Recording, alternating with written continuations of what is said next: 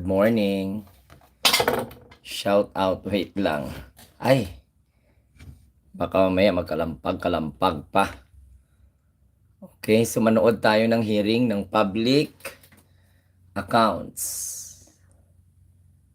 Yun. Shout out sa ating mga kababayan from Luzon, Visayas, and Mindanao. Wait lang guys, kaya inaano ko muna.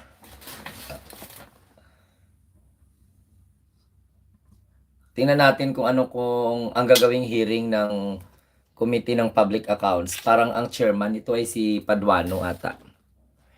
Daisy Costales, good morning. Ma'am Daisy Costales, ayan, shout out po sa inyo.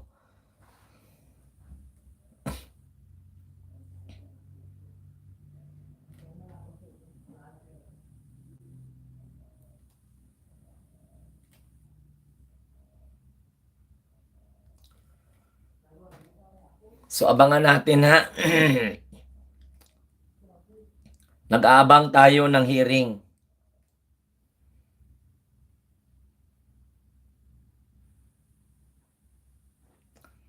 Sa mga Team BJ po dyan, ayan ha, may 5 na tayo na likers. Maraming salamat, road to 114,000 na tayo. So sa lahat po ng mga nanonood dito, huwag po kalimutan mag-share, like at saka mag-subscribe. Para at least kahit papano naman ay lalo nyong matulungan ang channel na ito na lumago ng lumago. So huwag mag-skip ng ads kung kinakailangan, pero kung halimbawa medyo matagal na, so pwede kayo mag-skip, no? Skip nyo na lang. Ernesto Pantalia, shout out kay Sir Ernesto Pantalia, isa po sa mga masugid na taga-subaybay ng ating Munting Tinig channel. Okay, kay Biohazard Vlog, good morning. Welcome Biohazard Vlog. Okay, sa ating mga kababayan from Luzon, Daisy Costales. So magkakaroon tayo ng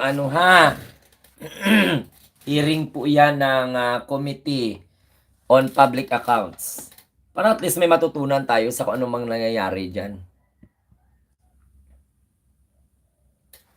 So standby lang.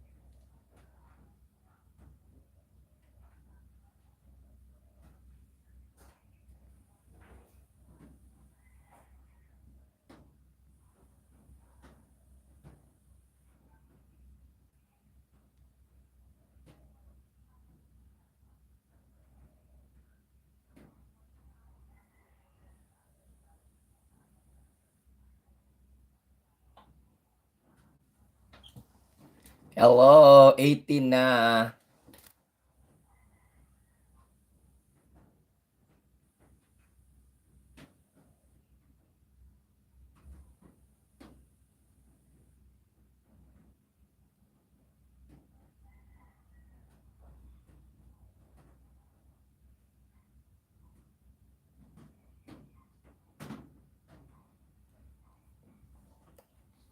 Okay, 35 viewers. Maraming salamat.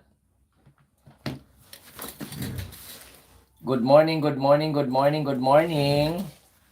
Huwag kalimutan mag-like, mag-share at saka mag-subscribe, guys. And huwag kalimutan mag-comment para at least ma-shoutout ko kayo.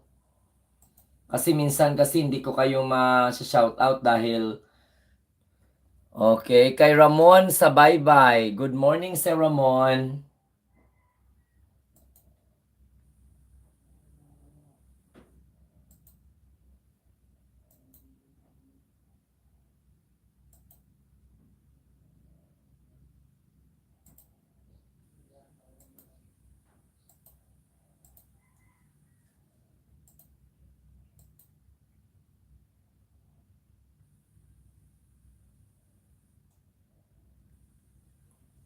Yan, 27. Matagal. Wait lang guys ha.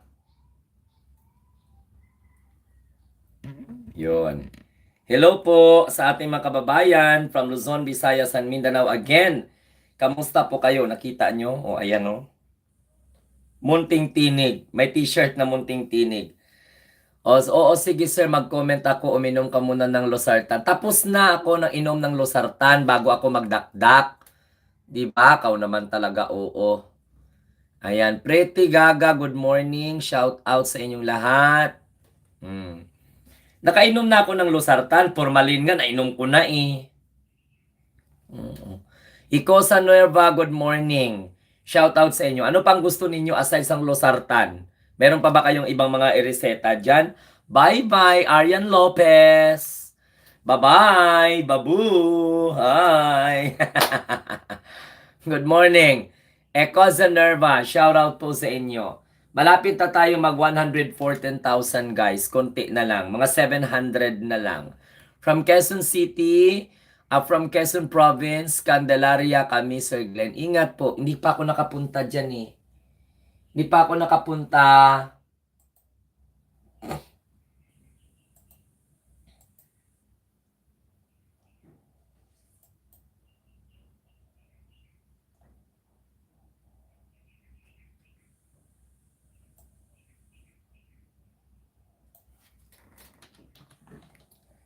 Hindi pa ako nakapunta dyan sa lugar ninyo.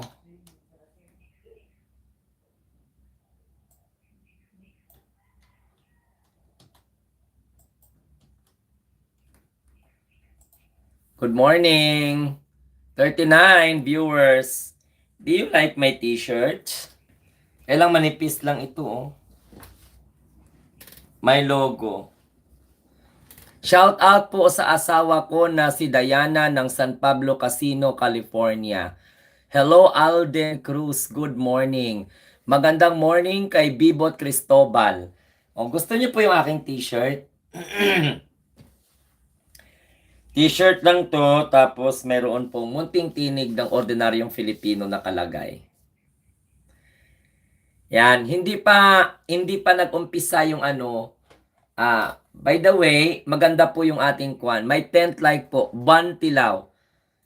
Oh, hindi pa nag-start yung ating ano, hindi pa natapos gawa yung ating soundtrack. So abangan po ninyo pag matapos yung ating soundtrack kasi maganda siya. Tsaka ito ha, naghihintay tayo ngayon ng hearing ng public. Oo, maganda t-shirt mo. Ano lang to eh, manipis to, mumurahin. Manipis. Tapos dito sa likod ko, may nakalagay yan siya na logo. Yan.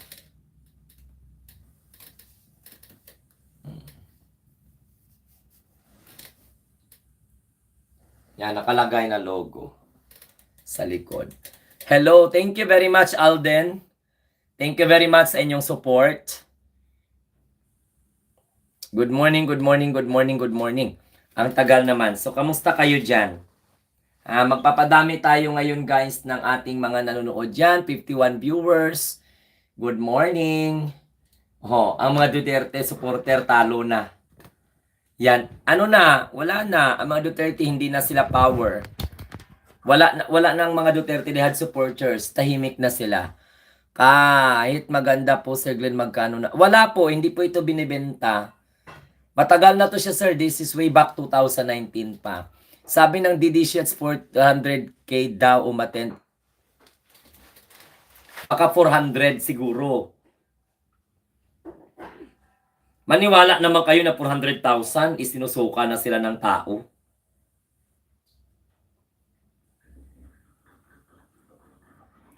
Paano sila magkaka 400,000?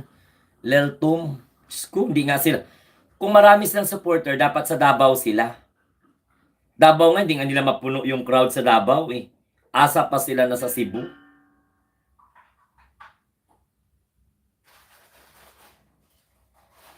Hindi ka po.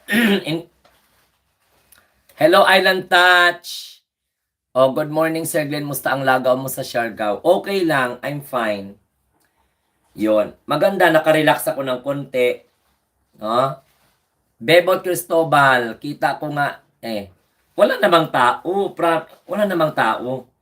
Actually, laban na ng narrative. Lydia POF. Uy, congratulations, Ma'am Island Touch, ha. Congratulations po sa blessing nyo. Basura yung pamilya Duterte, salot, pati mga DDS, panggulo sa bansa ang mga animal. Sabi po ni Ramon sa baybay. Hindi ako nagsabi niya na. Ang nagsabi po dyan ay si Kwan.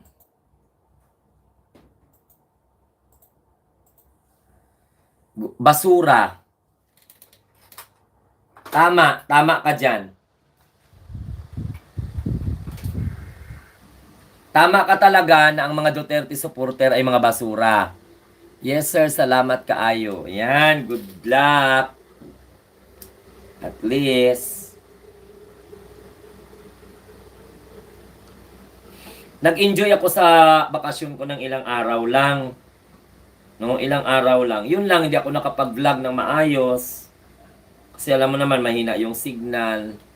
O, pwede kaya bumili na lang ng langis sa Brunei at Malaysia kaysa sa Middle East na ang mahal magbenta tapos via undersea pipe. Hopefully, pwede. Pwede naman siguro, pero syempre alam naman ng ating mga kwan yan. May mga bumibili kasi na private. May bumibili din ng gobyerno. O, Judy Labrador, good morning po. Shout out sa inyo.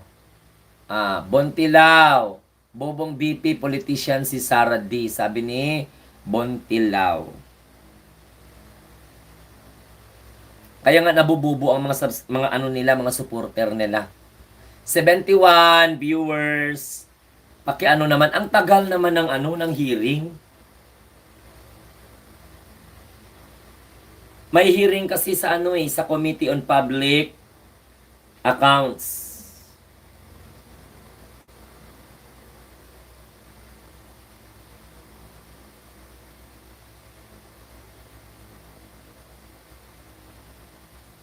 Sir, pa-shoutout uli sa mga tropa ko sa San Pablo. O, tropang Jose, Dolce, Diana, at Aldren. Thank you po. Ingat palagi. Yan. Salamat, Sir Aldren Cruz.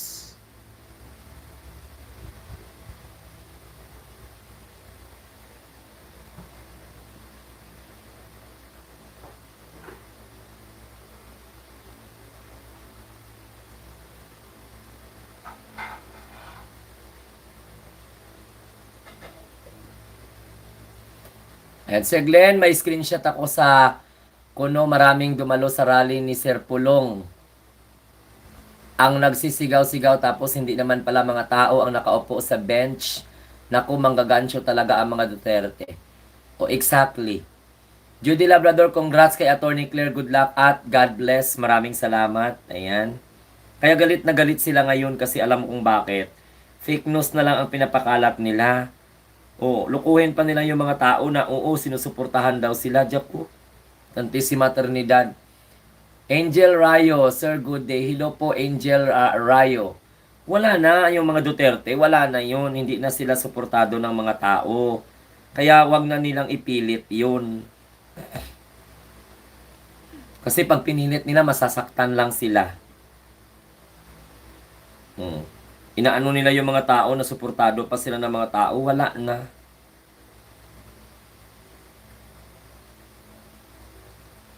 Madami pa nga mga sasakyan. Actually, ang dami pang mga sasakyan, ha? You know what? Kung matino lang tana yung mga supporter ni Rodrigo Duterte, hindi naman sila kailangan makipag-contest sa administration. Kung gumagawa lang sana ng kabutihan at ng tamang pag-iisip, ang mga sumusuporta sa mga Duterte, actually hindi naman nila kalaban yung gobyerno, hindi naman sila kinakalaban ng gobyerno. Ang problema, galit na galit sila. Ananyada, good morning. Mahilig sila mag-edit. Marami silang trolls Marami silang mga experts sa IT, mga computer programming. Kaya nga ang ginagawa nila, nare-report nila yung mga accounts. So yun. Pero sa punto na to, dapat tanggapin ng anti-government na, oo, pwede kayo mag-criticize, pero yung not below the belt na gumagawa na kayo ng fake news para paniwalaan kayo ng mga tao against the government, hindi pwede. May mga tao naman na kahit gaano ka-spiritual, kahit papano naman, ay sinusuportahan pa rin yung gobyerno dahil ang administration, ang gobyerno, hindi natin kalaban yun. Kasangga natin yun. Linda, hello po from Houston, Texas. Ayan sa mga taga Houston, Texas. Ma'am Ami Campbell, shout out. Okay? Good morning, Ma'am Rose, shout out. Oh, sa mga taga Houston, Texas dyan, kamusta naman kayo? O, ano po yung temperature dyan sa Houston? Nagye-yellow ba? Nagye-yellow ba dyan sa Houston? 141 viewers, maraming salamat. Katulad niyan, ang pagtalaga kay Attorney Claire bilang Undersecretary ng Presidential Communication Office, bakit galit na galit sila? Samantalang hindi nila kunukundina itong mga vote buying na kung saan ay tahasan itong ginagamit ng mga party list na yan. Melanie Enriquez, good morning. Shout out ma Melanie Enriquez. Mag-likes naman kayo, 25 pa lang yung likes. Grabe naman. 25 yung likes. Pagkatapos, umabot na ng almost 200 ang views or ang mga viewers. Ang dadamot minsan maglalike. Dapat kung ayaw ninyo yung social media influencers na pinapanood po ninyo, ang gagawin po ninyo, mag-dislike kayo. Kasi marami namang nagdi-dislike dyan.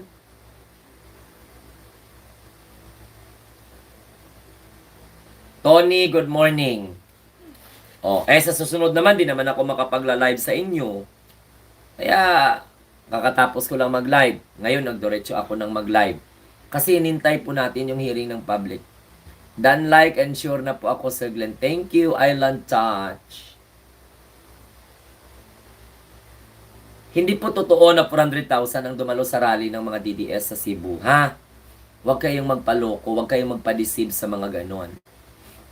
Ang style na lang kasi nila dyan, mag-edit na lang sila na mag-edit. Nang aasar na lang yan sila.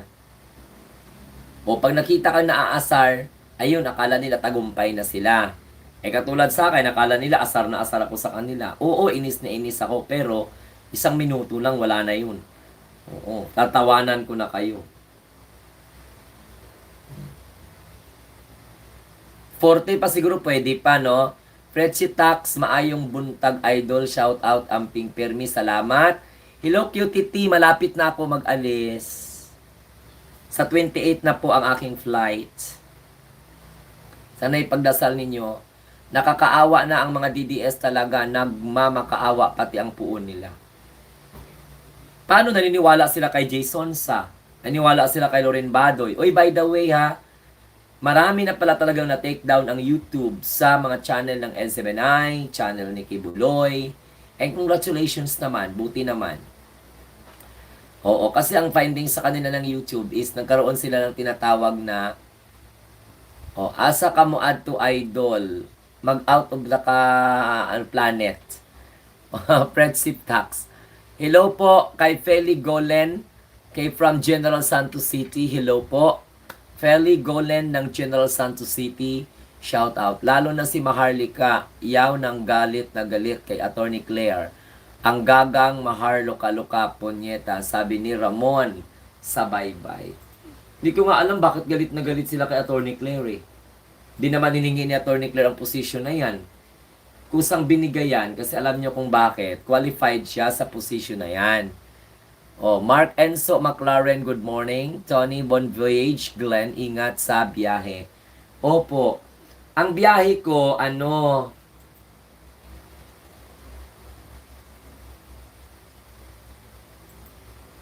ang biyahe ko sa, March 1 pa. Sa March 1 pa ang biyahe ko. Kaya, may panahon pa para mag-live tayo. Minaliit ni Mocha si Ase Claire, bakit daw nag-appoint si PBBM ng isang vlogger? Bakit ano ba si Mocha Uson nang inappoint ni Rodrigo Duterte, 'di ba vlogger din siya? Animal. Oh, si Attorney Claire abogado. Eh sino si Bahar si ano si Mocha? Happy trip na lang ituloy pa rin ba pagla-live mo kahit nasa ibang parang hindi ata. Sa poll kasi sila ni Attorney Claire sa mga fake news nila, pretty gaga. Galit na galit sila kay Attorney Claire Seglen dahil tinik siya sa lalamunan ng mga dutae. Correct. Bobo talagang DDS, Attorney Claire yon, sabi ni Tony. Oo nga. Bobo talaga ang mga DDS. Tama naman si Attorney Claire. Abogado yan eh. Reliable yan, Tony. Ang mga abogado lang naman ng mga sumusuporta sa mga Duterte, ang mga nawawala na sa kanilang mga ulirat. Galit na galit sila kay Attorney Claire dahil nag-hire si PBBM ng vlogger. Eh bakit panahon ni Mocha? O eh bakit nakaupo siya dyan? Gawak nga ni Mocha yung cookie niya ng isang doktor. Pinahawak. Oo, mamiss ka namin. Isang linggo nga ako na hindi hindi nag-live. Halos. Sa nag-post-post lang ako. Pero kung sa YouTube, matagal nga halos 1 week na hindi ako nakapag-live dahil may pinuntahan ako. Tapos, abang nasa bakasyon ako, ayun, no, si Attorney Claire tinilaga bilang PCO Undersecretary. Napaka-timing talaga at alam mo, bilib talaga ako sa mga pronouncement ni bilib ako sa ang ganda pala pag walang pag walang electric fan. Hindi ako mamamaos pag walang electric fan eh. Pag may electric fan, mamamaos ako kasi nakipag-compete ako sa boses sa sound ng electric fan. Ang problema naman, ang init naman pag pinatay ko ang electric fan. Kasi nga ewan ko ba bakit ang init-init, sobrang init-init. Bahayaan na lang natin yan kahit na mag-ingay siya. Ang importante, hindi tayo mamatay sa init. Tama man? Press 1 daw kung maingay. Maingay ba? Marinig niyo po yung ingay? Kung ano ba yan? Ang tagal-tagal naman ang hearing ng Committee on Public Accounts. February, ngayon February 26. Malapit na yung rally ng mga DDS February 29, 30, Yes, I rise notification to be led by Comsec. Okay, sige. Mag-message Comsec. tayo.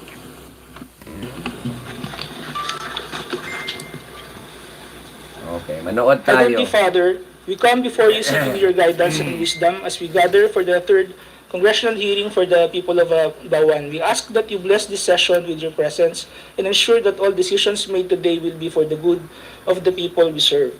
Grant wisdom to our leaders, clarity of thought to the speakers, and open hearts to all who are present. May this hearing be conducted with fairness, integrity, and a genuine desire to uplift our community. Mamita May every Startup, word spoken hello! in the spirit of truth, cooperation, and justice. We pray that the issues discussed here today will lead to meaningful solutions and improvement that will strengthen the people of BAWAN, Batangas. Inspire those in positions of authority to work together in unity for the welfare of the people. In your holy name we pray. Amen. Thank you, Mamita. Thank you, Comsec. The first order of business is the roll call of members. Do you hear a motion? Mr. Chair, Yes, Chairman Ako, please proceed. this is the third hearing of the Committee on Public Accounts on the BAWAN Batangas issue. May I respectfully move that we dispense with the calling of the roll. So move, Mr. Chair. Batangas. There's a motion to dispense with the calling of the roll.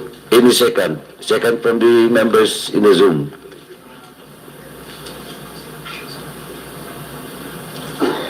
Second. Guys, Duly seconded. In objections, the chair says na the motion is carried.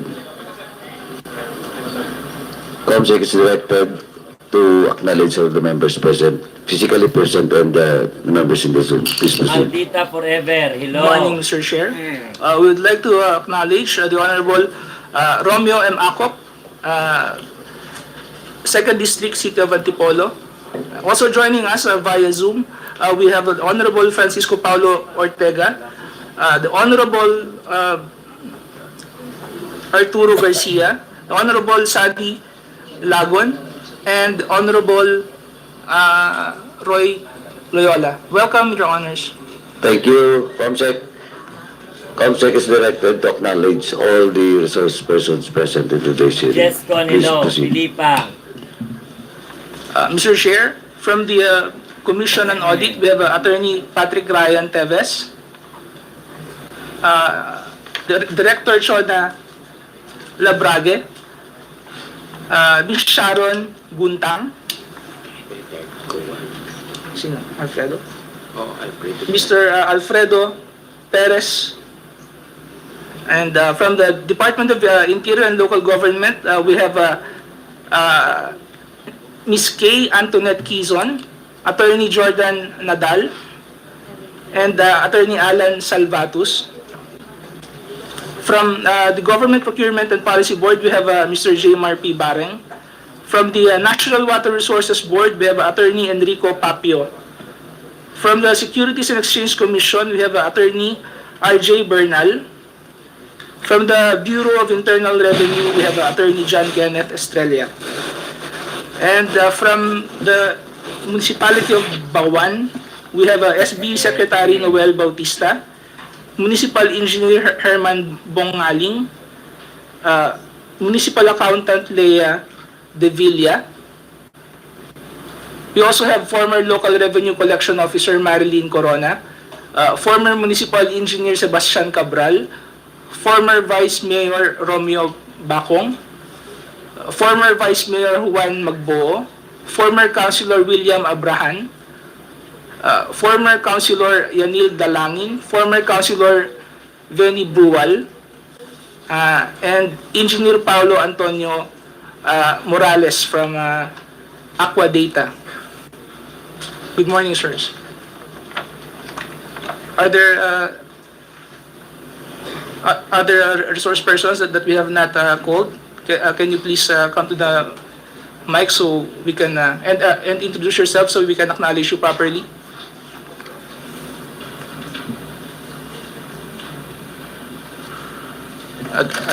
Sir, Yes, sir. your name was not called. But this is the first time that you Ma'am attended Linda. this hearing. Please. Sir, please identify yourself and your circumstances. I am Romulo Virana from the Commission Audit, retired already. Welcome, sir. Shout out. Comsec, please, all those first time that attended this hearing, please have your oath with the Comsec. Comsec, please Mga go down to all taga-Batangas, those para sa inyong first hearing na timers. yan. Please stand up. Please stand up and raise your right hands. Lahat ng mga bagong dumalo sa hearing na to, please stand and raise your right hand. Comsec, please proceed. Do you swear to tell the truth, the whole truth, and nothing but the truth before this committee, so help you God? The oath has been administered, Your Honor. Thank you, Comsec.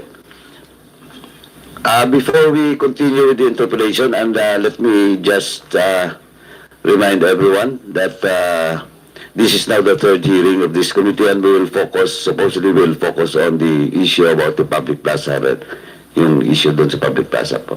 Mr. Chair, Yes, Chairman ako. may I ask if there's a representative of Aqua Data Incorporated? Good morning po, Your Honor. May I know the name, please? My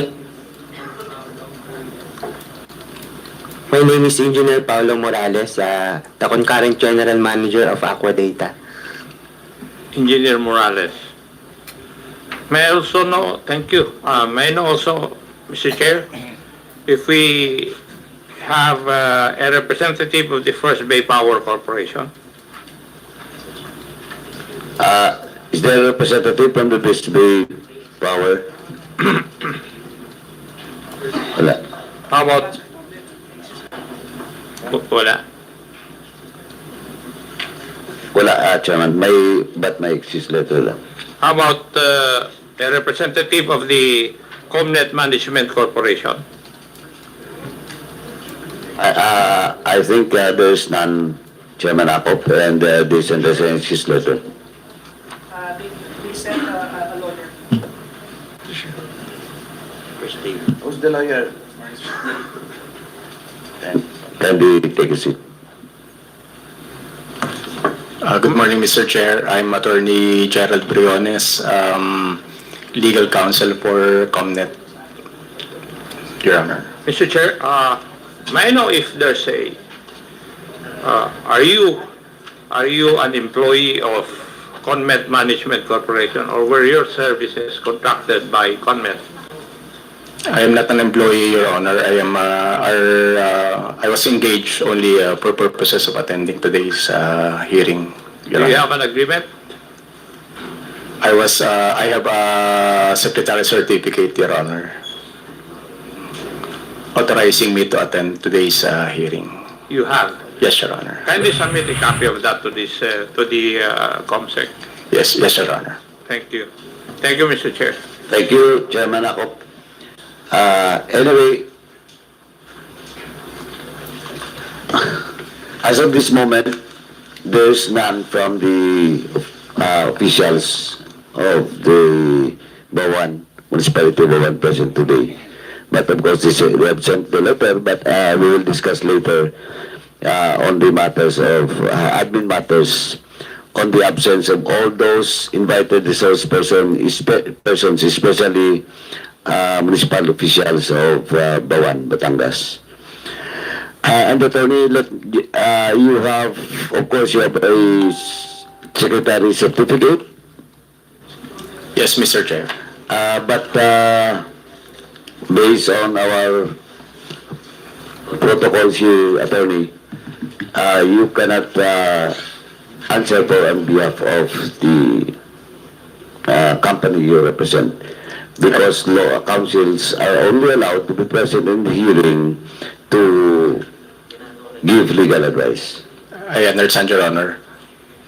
Especially, you're not also an employee of the Comnet. Yes, Your Honor. Thank you. Okay, before we proceed with the interpellation, let me read my opening remarks. Good morning, esteemed colleagues, resource persons, and guests. I would like to extend my sincere thanks to our members for attending today's hearing, whether physically present or joining us online. I acknowledge that we are in break and many are actively engaged in the respective campaigns, yet you have given your time to attend this important hearing, especially Chairman Akop and those members coming pa po. Your presence today underscores our committee's unwavering commitment to addressing issues of public financial management and ensuring accountability in the use of public funds. During a previous hearing, we scrutinized the privatization of the BAWAN waterworks systems. The COA's findings highlight multiple violations of existing laws, including but not limited to non-compliance with the BAT law or Republic Act 6957 as amended by Republic Act 7718 and the Local Government Code or Republic Act 7160. The privatization process failed to conform to the prescribed requirements under these laws under implementing rules and regulations. The municipality of BAWAN lacked an approved list of priority projects for private sector participation, violating Section 4 of the BOT law and Section 2.3 of its IRR. The project was not confirmed by the Local Development Council or LDC, the NIDA Board, or Investment Coordination Committee, violating Section 2.7 and 2.8 of the IRR. Irregularities in the bidding and procurement process. The invitation to apply for eligibility and to bid was not properly published as required by law, limiting competition and transparency.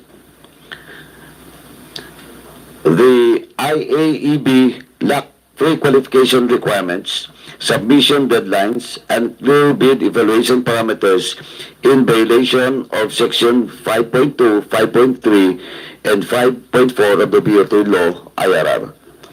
The bidding process appeared prearranged with irregularities that cast doubt its fairness and legality. The winning bidder, the Aqua Data Incorporated, was awarded the contract despite failing to meet pre-qualification criteria for legal personality, technical experience, track record, and financial capability. Financial and operational disadvantages to the municipality. The contracts, which is 95 to 5% revenue sharing scheme in favor of Aqua Data, lack legal and financial justification.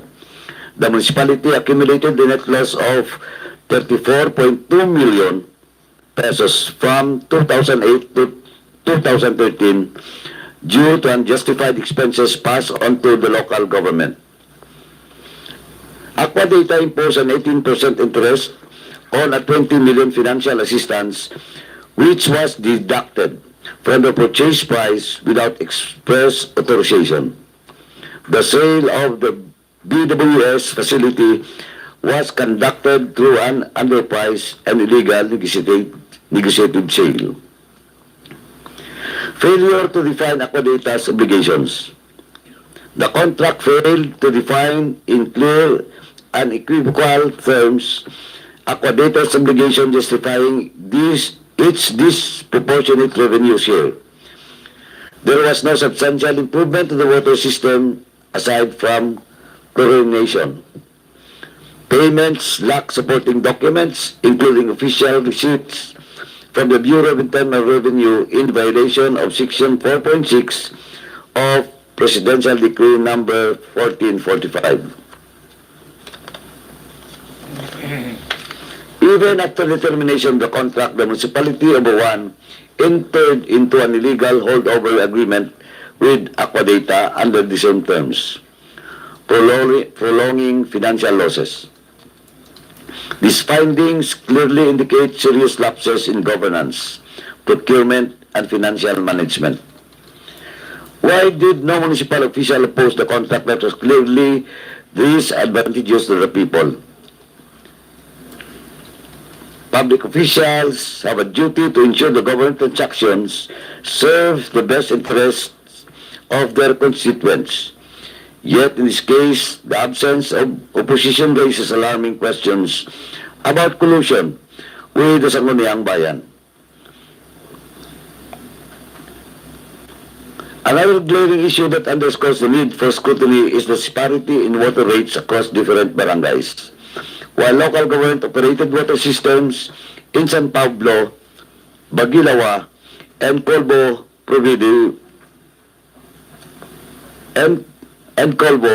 provide water at significantly lower rates, ranging from 16.67 to 23.25 pesos per cubic meter.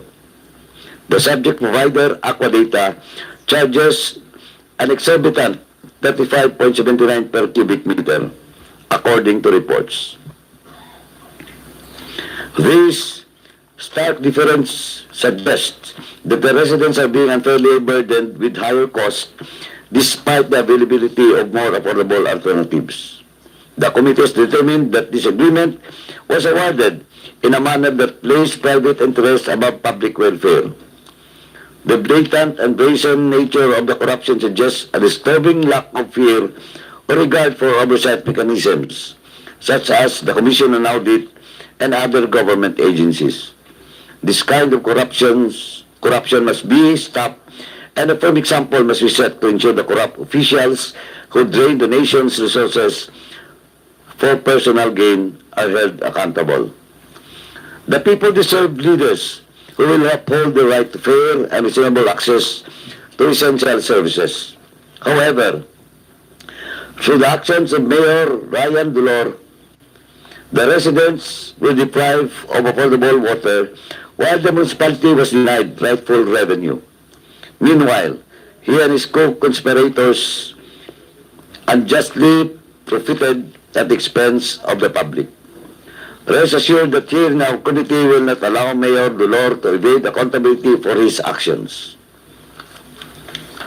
Maraming salamat po. Now, before we allow the members to ask questions, former councilor of BAWAN from 2010 to 2019. Ms. Yanil Dalangin is present, ma'am. Now you have sent a letter to us and you have just manifested in your letter that during your candidacy as a councilor until the end of your term for 9 years, you are the one po opposing these contracts and transaction of BAWAN Batangas. Is it correct? Yes, Your Honor. Do you want to say something? Ma'am, Magandang umaga po, Mr. Chairman. please proceed. Nadatnan na po namin. Wait lang po ha. Dahil 7 taon na rin po wala sa politika. Kaya first time ko lang po uli i-email. Kaya pagpasensyahan niyo po kung medyo katal ang aking boses. Nadatnan na po namin ang usapin po na aqua data.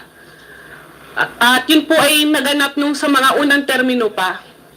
Kaya po nung bagong konsehal po ko, minarapat ko pong tanungin at aralin kung ano po ba yung totoong nangyari noon. At ang gabay ko nga po, hiningan ko ng legal na gabay ay ang dati ding naging konsehal na si Attorney Johnny Magboo na kasama ko po ngayon na nagiring pong Vice Mayor ng Bayan ng Bawan. At base po sa pag-aaral namin at sa gabay din po niya, nakita po namin yung mga disadvantages para sa Bayan ng Bawan. Kaya po, malino po sa alaala ko, alam naman po yun ng Bayan ng Bawan na tinutulan ko po yun kahit nagsosolo po ako sa konseho nun. Ang stand ko po kasi noon ay ang pagmamayari ng Bayan ng Bawan. Ay gusto ko pong manatiling pagmamayari ng aming bayan. Yun lamang po, Mr. Honor. Thank you, former Councilor Ms. Yanil Dalangin. In your left is the former Vice Mayor. Yes po. Vice, kindly. Mr. Chairman, ang si Attorney Johnny Magboo po kasi nag-suffer ng severe stroke last year po. As in severe po, na naapektuhan din po ang kanya pong memory. Kaya po sa ngayon po, wala po talaga siyang katayuang makapagsalita at masabi po yung mga pinaglalaban niya po noon. Sige po. Thank you po. Thank you, Ms. Yanil. Anyway, anybody wants to speak doon po sa mga first time na dumalo sa hearing na to? Wala. Anyway, before we proceed, let me acknowledge the presence of Representative Aurelio Lacson in the Zoom representing Manila Teachers. Boss, thank you for coming po. At for joining us. Now, since almost all the municipal officials of BAWAN Batangas is not present today, only here are the head of office, no, and staff of BAWAN Batangas. But of course, we will not let it go. We'll proceed in a while for the admin matters if we will have we can get the quorum in today's hearing po. And we'll discuss about the possible steps that this committee will undertake with regards to the absence of all those officials who are not present today. Kasi po, the Mayor of BAWAN sent us a excuse letter. Sa Singapore po sila mag-asawa for medical reason. But of course, based on the records, travel records na may mga travel po sila abroad, sometimes 5 months. Matagal. Ngayon po ang hearing is only 1 day. Ngayon is to February 26. And the travel for a medical second opinion in Singapore, pwede na po gawin sana after or before. Pero ang date ng travel nila, I think it's February 21.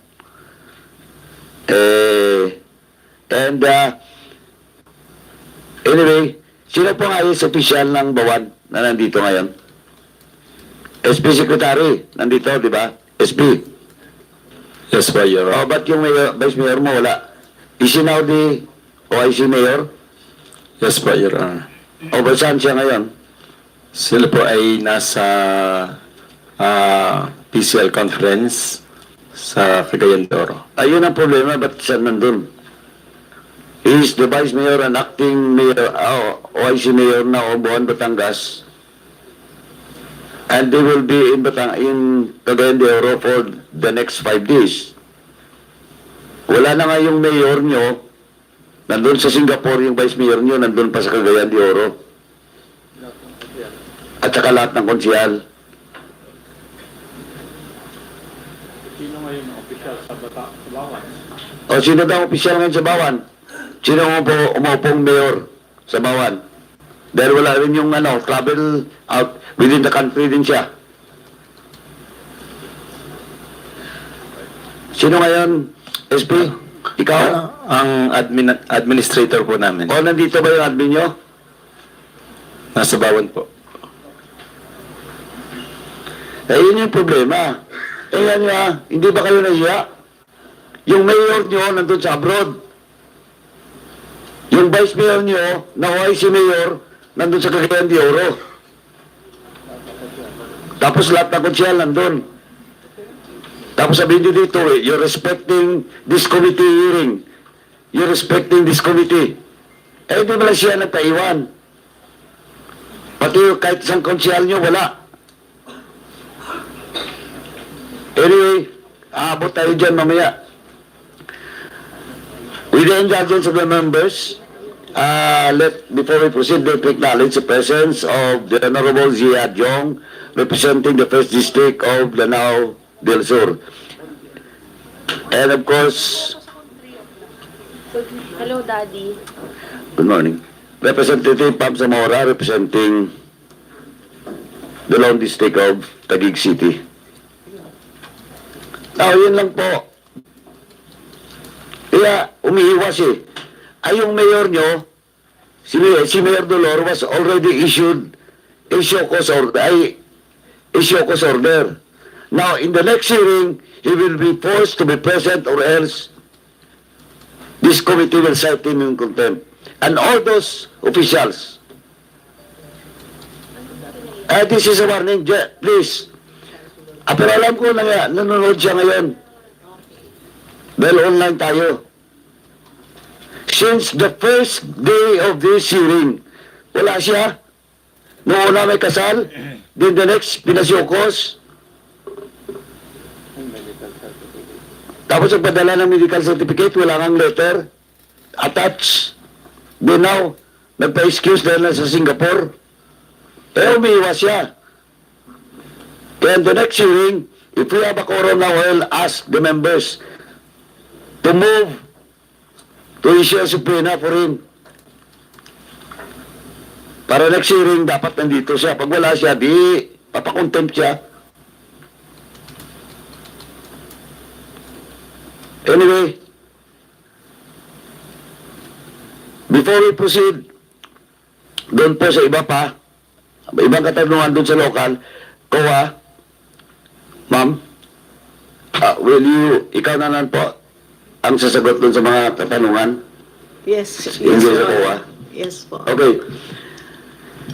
Before I give the floor to some of the members, now, matanong lang po, kaugnay doon sa plaza. Ma'am, di ba nagkanta kayo ng fraud audit with regards to that? Yes, Your Honor.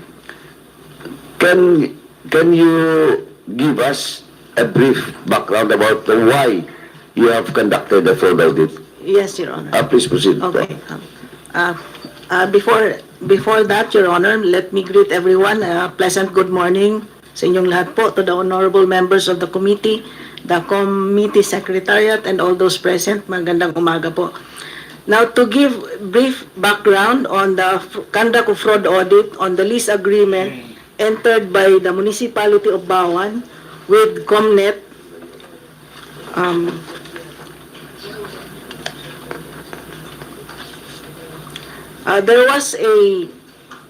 there was an issue in the municipality of BAWAN regarding the transfer of the public plaza together with the Heroes Monument located on the 1,734 square meter lot at JP Rizal Street, corner Capitan Punso Street, Barangay Poblacion, BAWAN, Batangas, and that public plaza was transferred to another place to make the subject lot available for lease to private companies.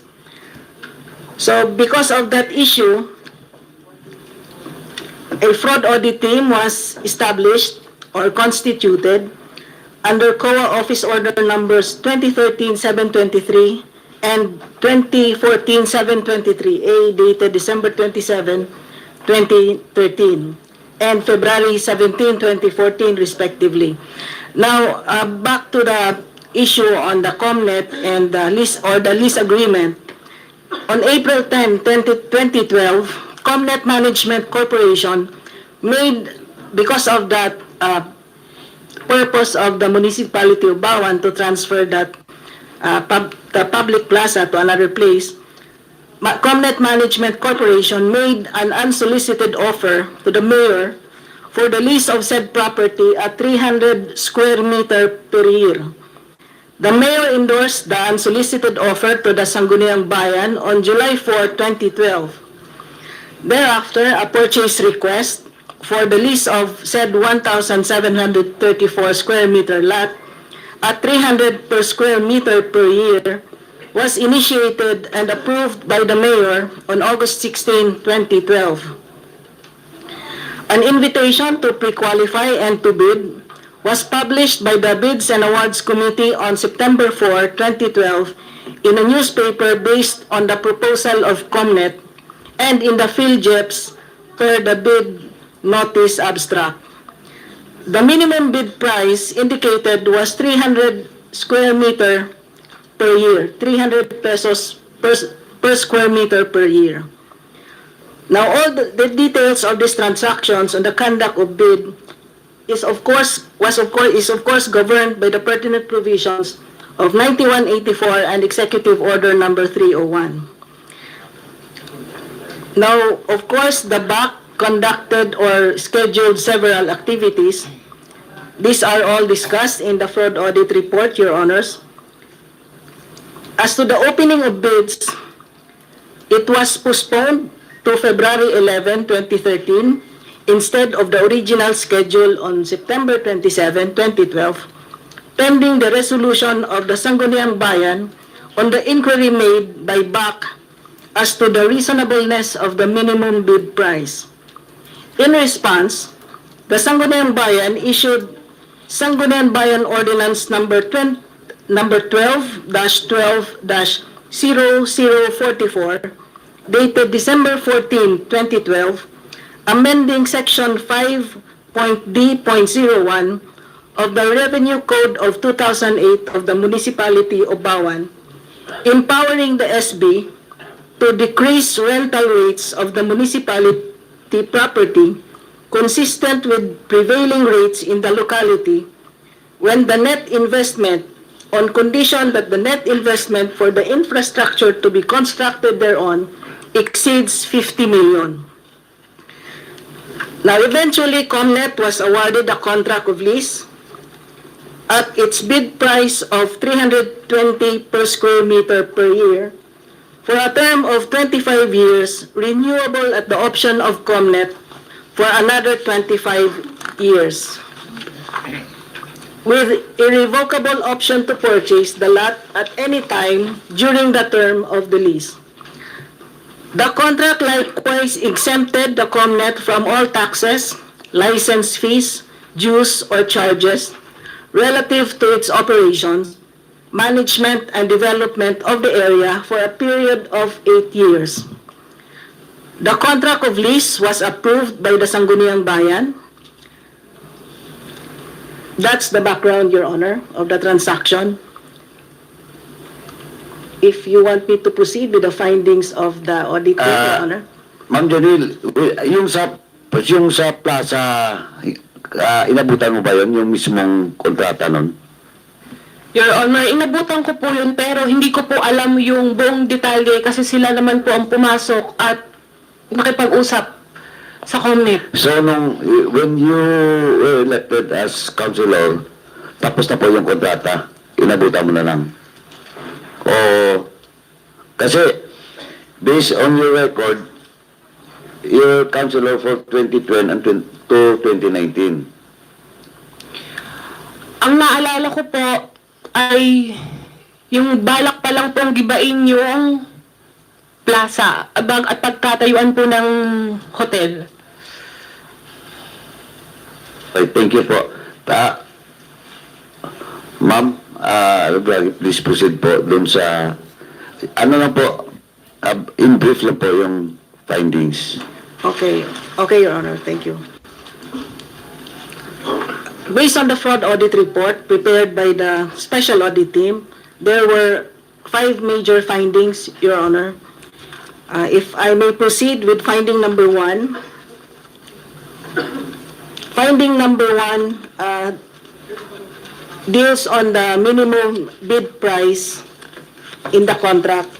So finding number 1 states, the minimum bid price of 300 per square meter per year set by the Bids and Awards Committee in the invitation to pre-qualify and to bid for the lease of 1,734 square meter municipal lot was without factual and legal basis and irregular, having been merely adopted from the unsolicited offer made by COMNET.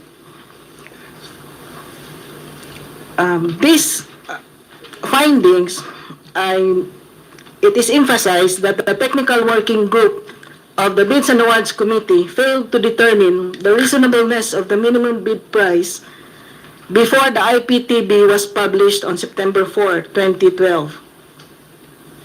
The opening of bids, there was a postponement when the BAC noticed that the approved rate of the municipal commercial lot under the Revenue Code of 2008 is 165 per square meter per week. Thus, the BAC sought the opinion of the Sangguniang Bayan on the fairness and reasonableness of the minimum bid price of 300 per square meter per year and its application to long-term lease contracts. Now, as I said earlier, in response to that query of the BAC, the SB issued an SB ordinance dated December 14, 2012, amending the Revenue Code by empowering the Sangguniang Bayan to decrease rental rates of the municipal property consistent with prevailing rates in the locality when the net investment for the infrastructure to be constructed thereon by the proponent exceeds 50 million. Now, under the rules, it should be the responsibility of the BAC and the technical working group to determine the reasonableness of the minimum bid price before calling for bids.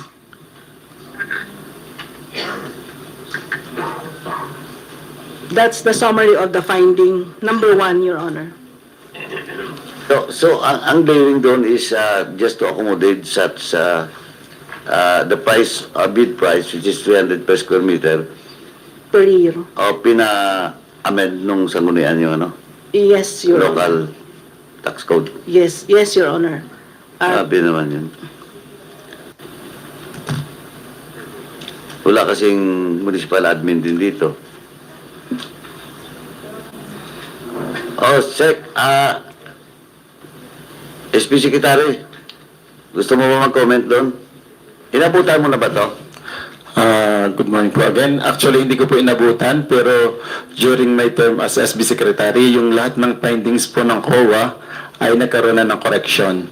And we have issued a resolution dated April 28, 2021, amending the contract, and the proponent actually paid those undervalued.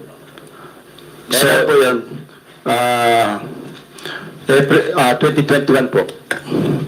Nung settle ng Adventureland. Actually, from COMNET, na-transfer po ang right to Adventure Land. And then binayaran po lahat ng Adventure Land yung pagkukulang o yung lahat na naging findings ng COA. So from 320 per year, Sandali po, sandali. So from COMNET, inilipat, ano yon? Binili, may deed of assignment po. deed of assignment, Yes po. in favor of, anong company Adventure yan? Land po. Sino yung may-ari nun? Parang same din po yung may-ari nun. Di same lang? O di kalokohan?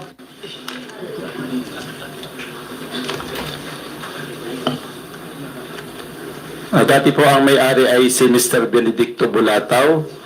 And then napalipat po kay Attorney Adorleto Hinete ng Adventure Land. So yun Pero po yung yung- mga incorporators ng Adventure Land at saka COMNET, sino-sino yung sa COMNET, sino-sino yung sa Adventure Land? hindi ko lang po alam yung kanilang incorporator. Pero yung magkaiba pong pangalan yon. Yung ibinigay Ayun isa po, magkaibang pangalan. magkaiba rin po ang mga tao. Based doon sa binigay po sa... Sec, nandito naman yung Sec eh.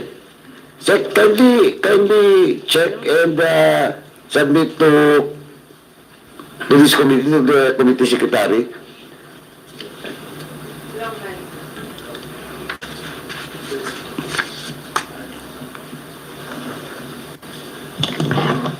Sorry, but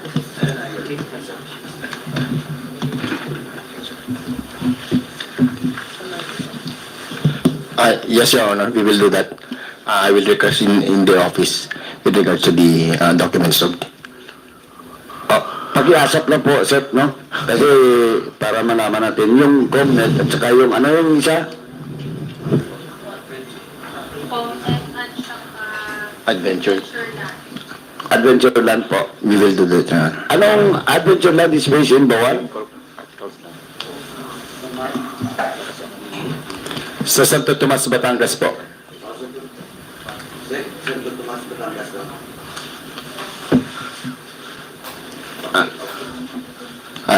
Yes, Your Honor. Adventure Land and Comnet, Your Honor. We will request that, Your Honor.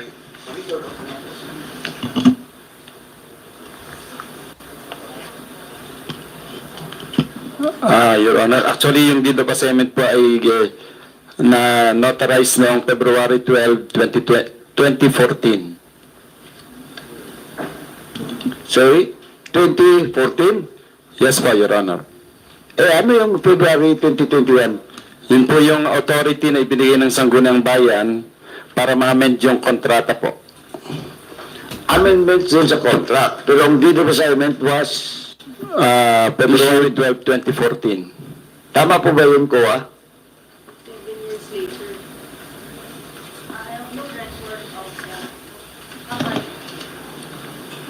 I have, what was that again? What particular document was he Deed of referring to? assignment that was issued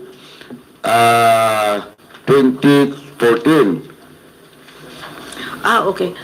This is after the conduct of fraud audit, Your Honor. So that information was not in the report because that was their compliance on the recommendations in the report. So it's not if they have that statement, then we need to validate it first, Your Honor.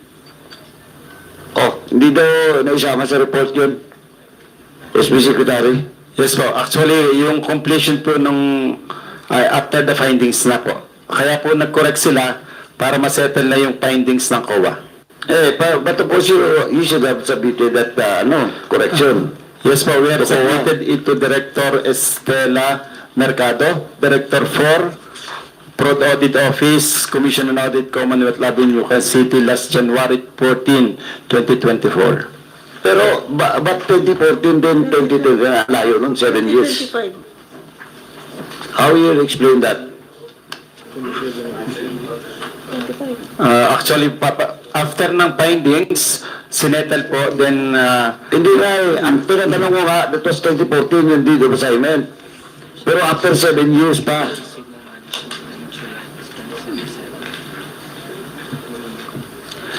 Ma'am, once again, when was the fraud audit conducted? 2017, Your Honor. 2017. Yes. Yung UM at The saka fraud audit report was dated 2017. 2017. 2017. So 3 years after that deed of assignment. Yes, Your Honor. Tapos after 2014, 7 years after 2021, saka nyo kayo nag-acto. Mr. Chair, pwede lang sumingit po ng isa? Please proceed. Ma'am Chona, may tanong lang po. Based sa original lease,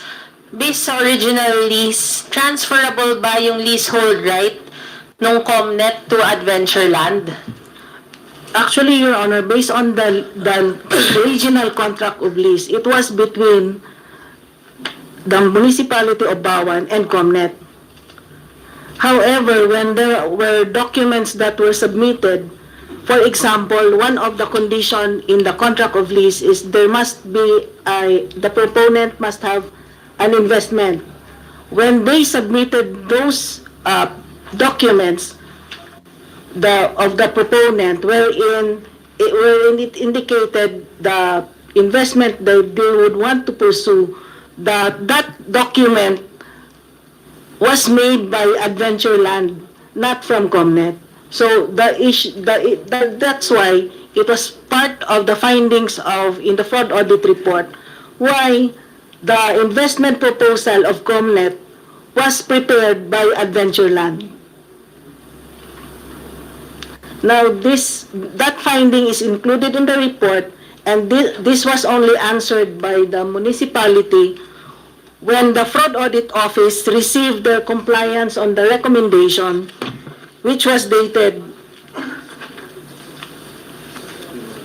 their compliance was dated January 14, 2024, at 2025, January 2025, which the fraud audit office received on January 27, 2025. So, ma'am, if the contract doesn't provide that, then Comnet cannot sublease. Based on the statement of the Secretary. yes, of the secretary, because of that findings of the Commission on Audit, I think they authorized to cure that defect.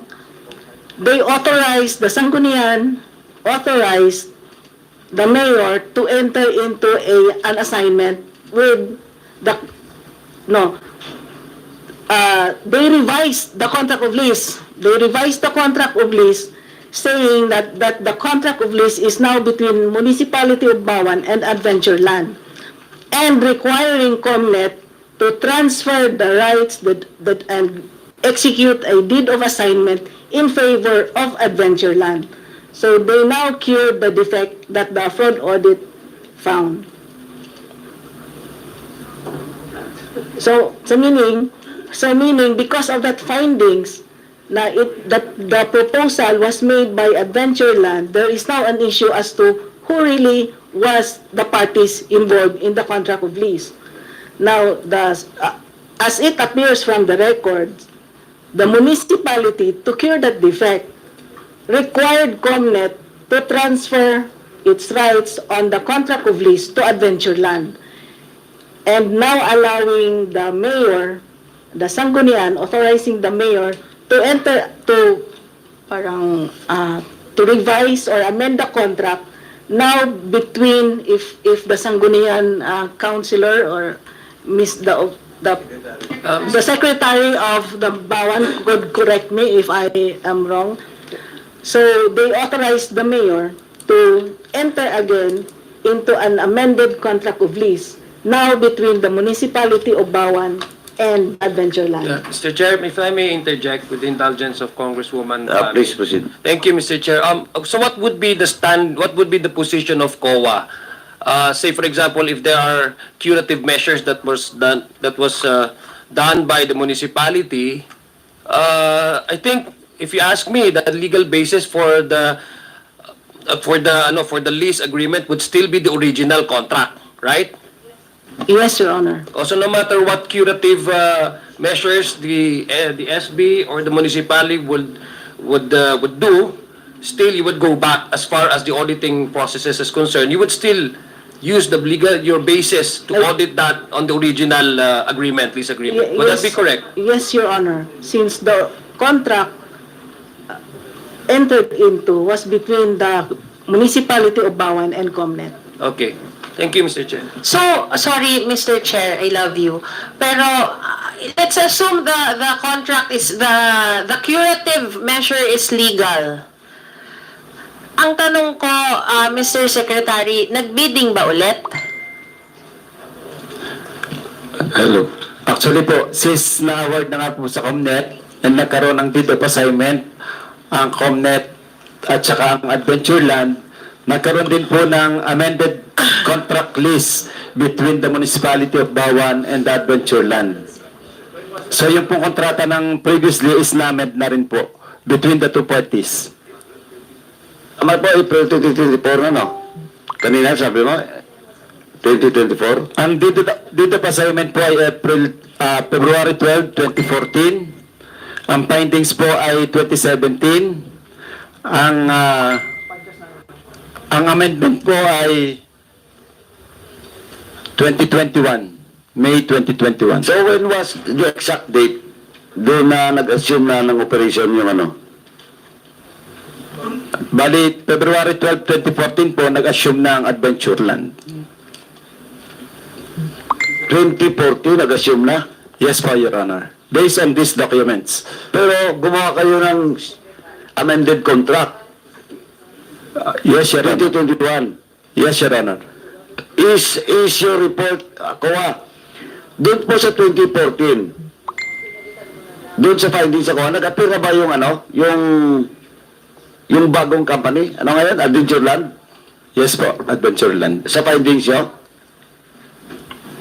No, Your Honor, because based on the amended contract of lease, the contract was dated May 26, 2021. Now, this came from the municipality of BAWAN. They submitted to FAO O in short, on in short, 2025. Ma'am, in short, nag-audit kayo, iba na yung nag-operate, pero yung report nila, nandun pa rin sa COMNET.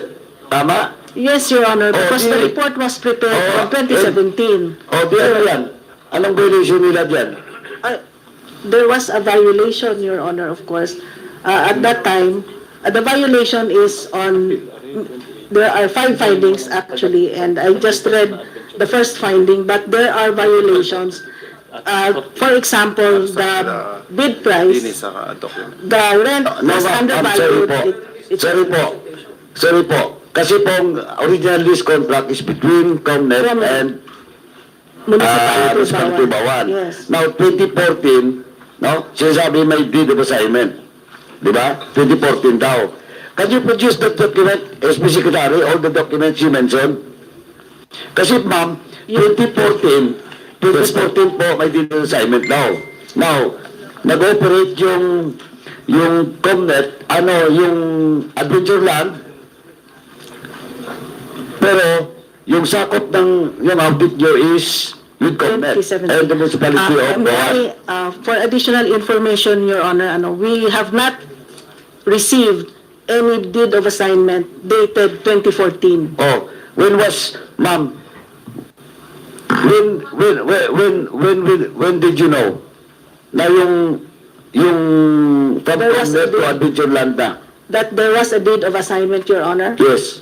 When they submitted the documents to Fraud Audit Office on January 14, 27, 2025, Your Honor. Oh, 2020. SB Secretary, 2014, may deed of assignment. Pero yung COA, nag-submit na kayo na Adventureland na 2025 na, January 27. O di, anong tawag doon? Your Honor, permission to speak. Oh, please, identify yourself. Ako po yung back chairman ng 2013. Ako po yung nagpatuloy ng bidding process nung naumpisa ng 2012. Dito po, meron akong document na nagpapatunay na kami po ay may transmittal ng tungkol po doon sa deed of assignment. Ito po ay appeal memorandum. Nandito po yung tungkol sa deed of assignment. Attached po yung appeal memorandum addressed to COA fraud audit. Corporate audit. Opo, nandito po yung... Sorry po. Okay, you have a copy of that. Please select the security. sir. Yes. Second, so you have a document that indeed COA received that document. Tama? Yes, Your Honor. Okay, now, ang next question. May kopya ba kayo? May kopya ba kayo that COA answers that appeal memorandum? Yes, Your Honor. Yes, Your Honor. Memorandum. Yes, Your Honor. Anong date ng sagot ng COA? Doon sa appeal memorandum. Sagot po, I mean to say, naintindihan ko po, ang alam ko yung receiving copy, na nandito po Okay na yan. Yung kopya nyo na pinadala sa Tagalogin natin, na pinadala sa COA, sabi mo nga, may receive copy kayo. Tama? O, submit to this committee, ha? Yes, Consent. Now, second question. Do you have also a copy of the answer of collateral appeal memorandum? wala po, Your Wala. Honor. So, wala. Wala po, Your Honor. So, nagpadala na kayo ng report nyo to cure the fraud audit findings January 27, 2025, tama? No, Your Honor. Ito po ay 2018 nung ipadala namin. Yung appeal memorandum. Hindi nga, sinasabi ko nga, yung sagot nyo, yung pag-cure nyo, nalaman na ng COA, January 2025 na. Dahil nagpadala kayo ng sagot nyo dun sa COA. But prior to that years, wala. Tama? Your Honor, ito po ang appeal na to na padala namin ng 2018. Nandito po yung deed of assignment na mention. Oo nga, pero sinasabi ko kasi, ongoing fraud audit, di ba? Tama, ma'am? Okay po, Your Honor. In the year 2018, Your Honor, tapos na po yung fraud audit report. Oh, tapos na pala yung fraud audit. So, That we issued a notice of disallowance received on July 27, after which they filed an appeal. Mr. Chairman, Yes, Chairman ako. Ma'am, kindly turn off the microphone. How do you want to, before I recognize Chairman ako? May gusto ko bang sabihin, ma'am? yes, Your Honor. Please proceed, Chairman ako. As additional information, Your Honor, maybe that 2018 was in compliance with the notice of charge which the fraud audit team issued dated March 18, 2017, and which was received by the municipality of BAWAN on June 27, 2017. So yun po ang yung compliance siguro yun. And in addition, sa fraud audit report, it was clearly stated in number 5, page 3, that no written notice of formal assignment of lease of rights made by COMNET nor confirmation thereof by the municipality of BAWAN was submitted to the fraud audit team. Now, this fraud audit report is dated 2017, Your Honor. Oh, tama. So, 2017, yung fraud audit report, yung sinasabi mong appeal memorandum, attach yung deed of assignment, 2018 na. Tama? Okay. But ma'am, but do you confirm that 2018 nakatanggap po kayo ng ng appeal memorandum at saka yung deed, copy of the deed of assignment? Appeal memorandum. Based on the information provided by the legal officer of Fraud Audit Office, they received the appeal memorandum on January 19, 2018, Your Honor. So confirm, but after the fraud audit na? Yes, Your Honor, after Okay. the fraud audit. So tama yun, Sir Bak? Tama? Yes, Your Honor. Okay. Now, Tapos January 27, 2025, ito na yung pinaka-latest. Yes, Your Honor. And these documents need to be validated by the audit team. Yes, Your Honor. Okay, mamaya punta natin yung yung steps undertaken by COA. Okay, kasi ang tagal eh. 2014, now 2025, January, that's 11 years. Now, from the fraud audit, 2017, 2025, that's 8 years. Ang haba, matagal na. Pag-usapan natin mamaya. Yes. Mr. Chair, COA, you mentioned about the compliance with the notice of charge. I think that's the reason why they have amended or they release the deed of assignment ba yun? In compliance with the notice of charge. What prompted COA to issue the notice of charge? The notice of charge was issued based on the findings in the fraud audit report. The notice of charge deals mainly on the amount indicated in the notice of charge is the difference or the undervalue in the rental fees of the municipality charged to the COMNET. Okay. So in the total amount of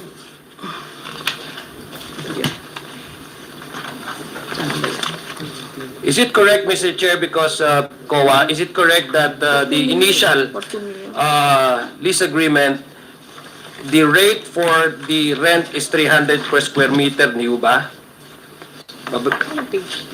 Is this also connected with the lease agreement, which is undervalued at around 300 per square meter?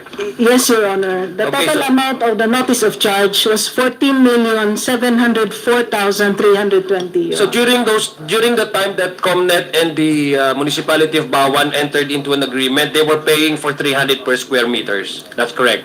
Yes, Your Honor. 300 per square meter per... Yes. No, Your Honor. 320 per square meter per year. Yes. Per year. So this is well below the fair lease rate that should have been at least 2016 per square meter. Is it correct? Yes, Your Honor. So that the time that they have started paying the 320 per square meter, it was COMNET who was paying. It was COMNET, Your Honor. Okay, so when you release the fraud audit, para klaro po, when you release the fraud audit with all this assessment and with all of these observations, the issuance of the deed of assignment was transferred from COMNET to Adventure Land. Yes, Your Honor. And part of the fraud audit that you have issued is the notice of charge, meaning they have to pay, di ba? Yes, Your Honor. Okay. For the undervalued Okay, price. SB, did you pay for the undervalue? Not the COMNET anymore? Yes, Your Honor. So that is, We paid on June 20, they paid on June 10, 2021. so It was the that is, undervalued amount. that is in fact complying with the fraud audit. Would that be correct? You are admitting that there was indeed a undervalue payment of COMNET, and since you have already under the observation of COA, the fraud audit, there was a violation of sort, then that's the time you have issued the deed of assignment in order to pay for the remaining balance of 17,487,000 as payment. Would that be correct? Kasi po yung Hindi, would that be correct? Tama po ba? Yung Hindi po, kasi 2014 pa po yung deed of assignment. Hindi, ang sabi nga nila, Ang there findings was, po nila ay 2017. ang sabi nga nila, it was only issued after the fraud audit. You could have at least informed COA that there was already a deed of assignment in 2014. Why did you allow COA to conduct a fraud audit for all these years? Are you telling us that alam nyo na nag-fraud audit at yet hindi nyo binigay ang COA ng deed of assignment? Is that what you're telling us? Yung pong pangyayari, hindi ko po yun kuwan. Pero before the audit, there is already a... I know you said that 2014 you have already issued the deed of assignment, and yet they have already conducted the fraud audit for how many years, Madam COA? Have you, before you have resolved, before you have issued the fraud audit report, how many years have you conducted that? We conducted the fraud audit, Yes. Your Honor. ba yung notes mo? 2014, Your Honor. Oh, see? 2014. And then what year did you what year did you issue the fraud audit report? 2017, Your Honor. Oh, see, so took you to 3 years and that you never informed COA that there was already a deed of assignment? Actually, siguro, hindi ko pala alam sa COA kasi lahat ng documents po ay sinabmit namin sa COA. No, hindi nga nila ayaw nga nila wala nga silang document na it was only, they were only informed, ma'am, were you informed just recently? Okay, see, what date did you receive the document that saying that in 2014 there was already a deed of assignment? January 27, 2025, Your Honor. So just recently, are you telling me from all those years you have never bothered to even inform COA that there was already a deed of assignment?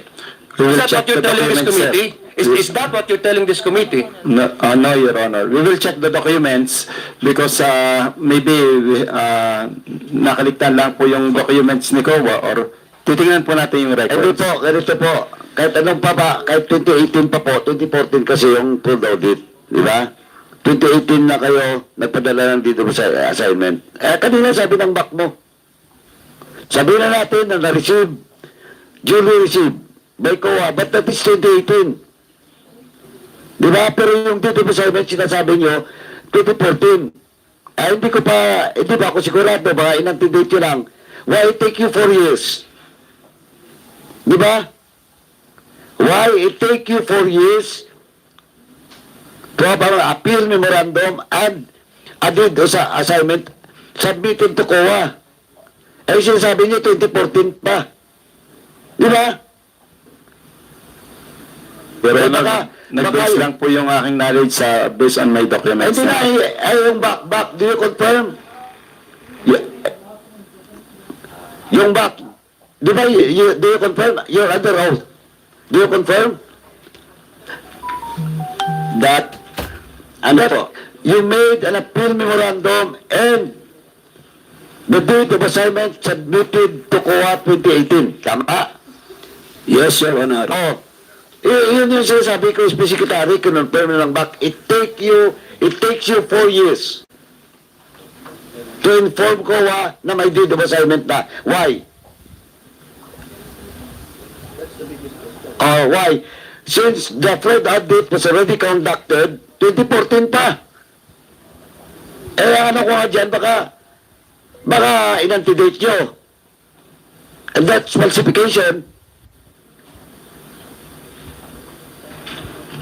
Since ako po sa SB, hindi ko po alam yung sa executive na naging action. Hindi nga, ang sinasabi ko lang, on record that was confirmed by your back, that was 2018, the deed of assignment was submitted to COA, but the fraud audit happens 2014.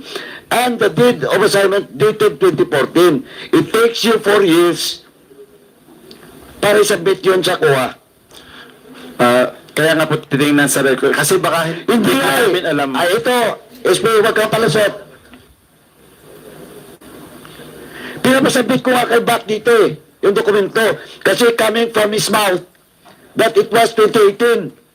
The date that was received by COA. 4 years after.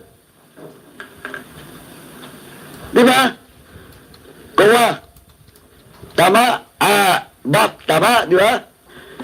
Yes, Your Honor. Kaya lang, baka nun lang namin na-discover na hindi nakasubmit nung padalhan kami ng fraud audit team na. Hindi palusot daw.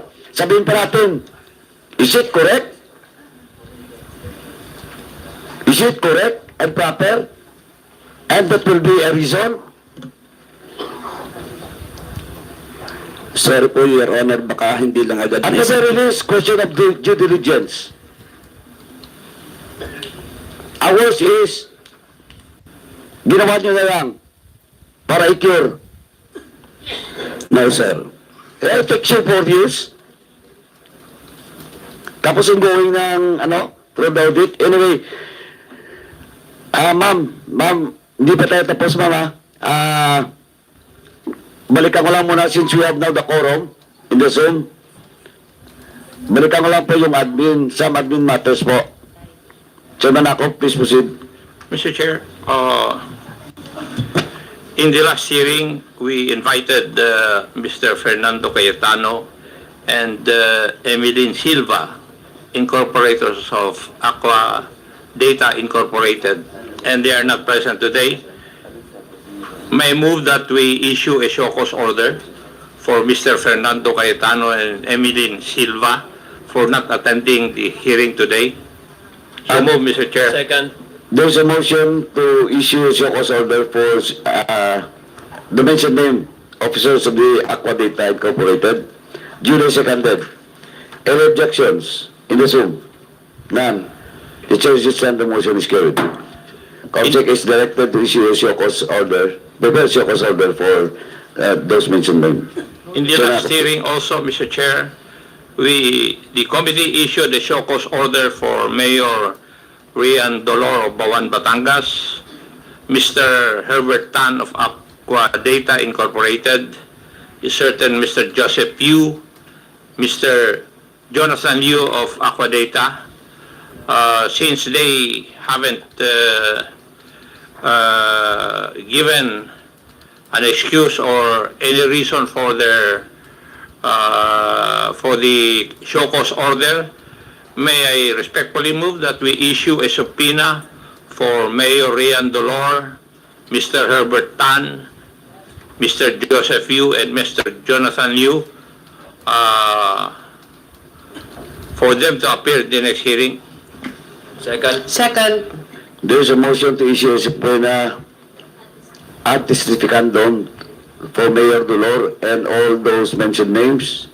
Duly seconded. Any objections in the Zoom? The chair is stand, the motion is carried. Comsec is directed to prepare subpoena for all those mentioned names. Noted, Mr. Chair. Please proceed. Also, Mr. Chair, may I move that we issue a show cause order for Mr. Rex Reyes, the President of First Bay and Comnet, since he has not appeared in today's hearing in spite of the invitation. So move, Mr. Chair. Second, Mr. Chair. There's a motion to issue a show cause order for the mentioned officer of Comnet. Duly seconded. Any objections in the Zoom? The chair is not, the motion is carried. Comsec is directed to prepare the show cause order for mentioning. Mr. Chair, may I? Yes, please proceed. May I ask COA? In your investigation, Identification na ako. Since we are now in the admin matters, can we discuss na lang po doon sa admin other matters po doon po sa hindi.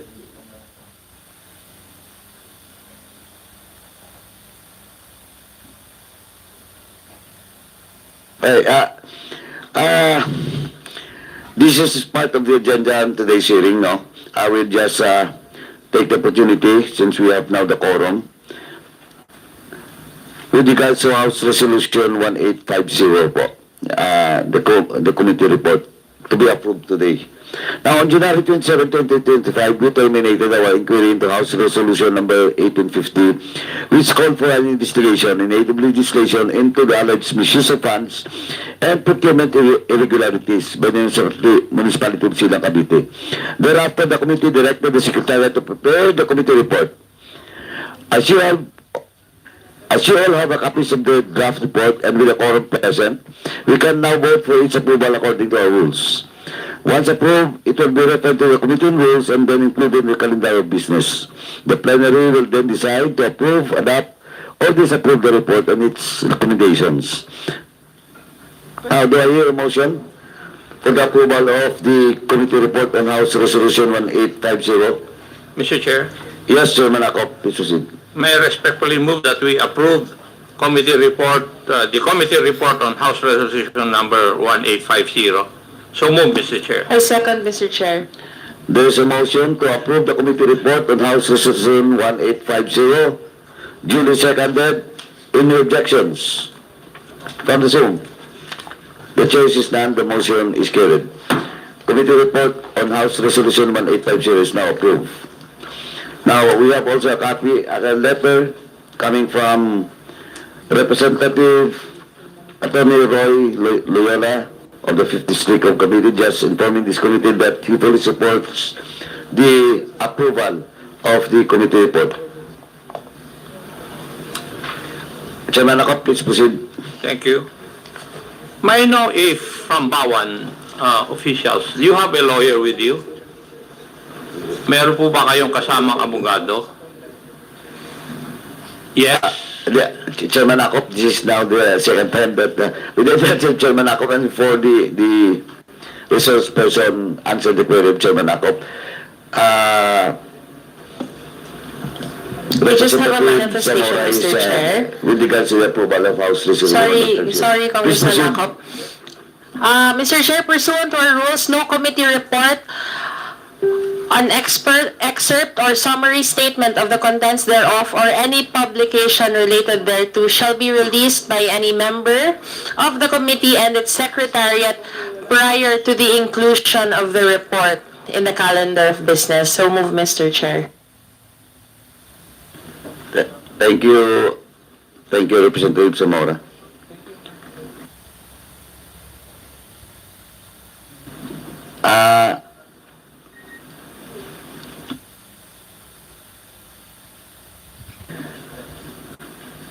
Boss Roy, do you want to say something?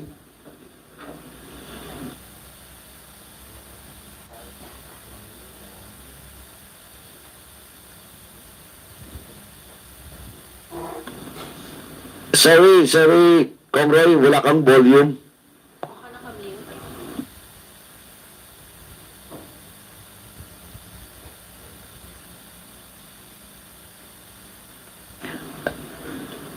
Sorry, wala kang audio. Balikan ka lang namin mamaya. Chairman Akop, please proceed. Yes. Para magkaintindihan po tayo, lahat po ng tinidiscuss ng BAWAN Batangas na may ginawa po silang amendments tsaka corrections at saka yung mga actions ng COA, this is flowed from the very start. May I know, Madam COA, if yung pong BAWAN Plaza, which contains the basketball court, tama po ba konsiderangin? Hello po. Yes po, dati pong basketball court po ng BAWAN, yung BAWAN Plaza Hotel po ngayon. Okay, thank you. How do you classify this? Is it part of the public domain or is it property of public dominion? Madam COA. Sorry, Your Honor. Since it is owned by the municipality of BAWAN, since it is, therefore it is of public dominion, Your Honor. If it is part of public dominion, then it is governed by the Civil Code of the Philippines. Tama po ba? Specifically Article 420 of the Civil Code, Yes, Your Honor. which enumerates the property of public dominion. Yes, Tama Your rin po Honor. ba? I'm sorry, Your Honor, but I will with read, regard to that specific provision, I will read have the no specific copy. provision for the information of everybody. Thank you, Your Honor. Article 420 of the new Civil Code. The following things are property of public dominion. Those intended for public use, such as roads, canals, rivers, torrents, ports, and bridges constructed by the state, banks, shores, roadsteads, and others of similar character. Number 2, those which belong to the state without being for public use and are intended for some public service or for the development of the national wealth. We also have Article 421, all other property of the state which is not of the character stated in the preceding article is patrimonial property. So, hindi po patrimonial property yung enumerated by 420. Di po ba, Madam COA? Yes, Your Honor. Now, Article 422 of the new Civil Code also states that property of public dominion, when no longer intended for public use or for public service, shall form part of the patrimonial property of the state. So, yung pong basketball court, ginagamit po ng for public use. Di po ba? Would you agree with that also? Yes, Your Honor. Now, we also read the local government code, which will state that disposition of the LGU's real property, there must first be public hearings to concurrence of the majority of the Sangguniang members, Section 11 of the local government code. And I will quote, local government offices and facilities shall not be transferred, relocated, or converted to other uses unless public hearings are first conducted for the purpose and the concurrence of the majority of all the members of the Sanggunian. It's a provision of law also. Madam Kawa. Yes, Your Honor. Now, would you also agree that there is a process that should be done before a property of public dominion can be converted to patrimonial property? Tama po, Your Honor. Ginawa po ba ng BAWAN municipal government yun? I could not directly answer that question, Your Honor. Maybe we could... That's why I asked if there's a lawyer from BAWAN. Kaya kung tinanong kung may abogado. Now, the lawyer from the municipality or municipal government of BAWAN, would you agree with what we have discussed with COA? Or you're not aware of this? SP Secretary, are you a lawyer? Hindi, yung katabi yata niya, nag-raise ng kamay eh.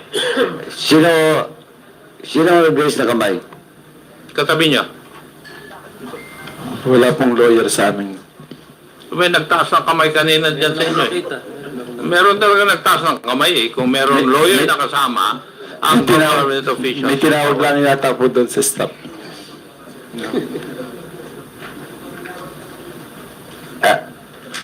Chairman Akop, before we proceed now, former Vice Mayor Magbuo, sir. Excuse na po kayo. Para makapahinga po kayo. You're now excuse. Ma'am Gerald, sabi na lang po na excuse na po siya. Please proceed, Chairman Akop. Gusto daw po niyang manood. Sorry? Gusto Gusto daw po niyang nandito. Sige. Okay. Mr. Chair, Thank you. With the indulgence of Chairman Manong Romy Acop. Mr. Chair, apparently, Mr. Chair, there is no lawyer among the public officers from BAWAN, Municipality of BAWAN. But I would like to humbly suggest because lahat maganda po yung line of questioning niya, I would humbly suggest po to Chairman Romy Acop, maybe we can ask the officials from BAWAN, since may kasabihan po na ignorance of the law excuses no one, and they're there to precisely do administrative functions. Perhaps they can answer the questions of Chairman Romy Acop directly. Thank you, Mr. Chair. Thank you, Your Honor. Ginawa niyo po ba yung local government of BAWAN to convert yung public plaza and the basketball court from being a property of public dominion na maging patrimonial property ng BAWAN? May ginawa po ba kayo? Actually, matagal nang hindi ginagamit as basketball. Hindi po yun ang kasagutan dun sa tanong ko. Ang tanong ko po kung may ginawa kayong proseso o protocol para kung ma-convert yung basketball court at saka public plaza from being a property of public dominion para maging patrimonial property ng BAWAN Batangas. May ginawa ba kayo? Pursuant to the law? Kasi kailangan na igagawin kayo according to the law. Since that time po ako hindi pa SB Secretary noon, kaya yung naging trust noon, hindi po ako aware. Sige, Kasi- baguhin ko yung tanong ko.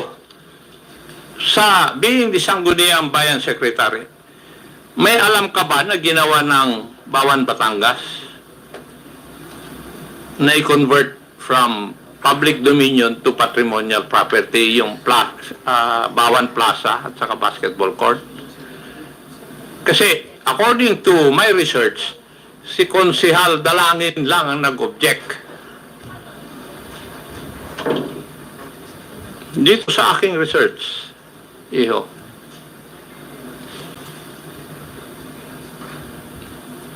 SB Secretary, yes or no, yes or no lang naman yung sagot. Actually, sa ngayon po, wala po akong alam dahil nga po, records na titingnan ko. Kasi 2013, tapos na po yung agreement during maging SB Secretary ako. Okay. Now, did COA look into this, whether na-convert yung public plaza being a part of public dominion to patrimonial property so that it can be leased or rented to by the local government of BAWAN Batangas? Kasi sa tingin ko, hindi nyo nakita ito eh. Within that, Mr. Chairman, ako, before COA answers to the query, para makapaganda po kayo ng sagot. Miss Janelle, sino ba yung nandito kayo na former councilor na nakasama doon nung time na to? Kasi this is 2013. Yung fraud audit was made 2014. So, this transaction was made prior to that year. Sino ba yung kasama? Matanda mo ba? May resolution ba converting? Mr. Chair, ang kasama ko lang po ditong konsihal ngayon ay si Konsihal William Abrahan po. Kami lang po dalawa dito ang yung nasa term ko po. Pero may matandaan ka ba na pumasa kayo ng resolution converting such property from dominion to patrimonial? Ang naalala ko nga po yung gagawin, yung pong basketball court, hindi lang po yung basketball court, yun po ibang tayog din ng mga bayani ng bayan ng Bawan. Kaya po, ang naalala ko po ay tinutulan po talaga namin yan ni Atty. Johnny Magboo dahil nga po, ang stand ko po, pag po nalilito ako sa loob po ng konseho, bumabalik po ako sa stand ko ng pagmamay-ari ng bayan ng Bawan ay gustong pong manatiling pagmamay-ari ng aming bayan. So, as far as you remember, wala pong resolution na naipasa? Wala ka pong natandaan? Dahil po kay under oath ay gusto ko po munang i-confirm uli po yun, pero sa ngayon po ay wala po ako naalala. Thank you. Yung isa pang councilor na person, sir, did you remember passing a resolution during the time? Good morning po, Your Honor. Doon po sa query ni Chairman Akop ay wala rin po akong natandaan na ginawa ng Sangguniang Bayan o ng LGU. That time? That time, yes. Anong taon ka Mr. Chairman. sa councilor that time? Ano po, sir? Anong taon? What year? Hindi ko na rin po matanda. No, as councilor. Councilor po ako simula 2010 hanggang 2019. Kasabay ko po si Honorable Junil Dalangin. Okay, thank you. Chairman Akop, please proceed with go. Ayun po yung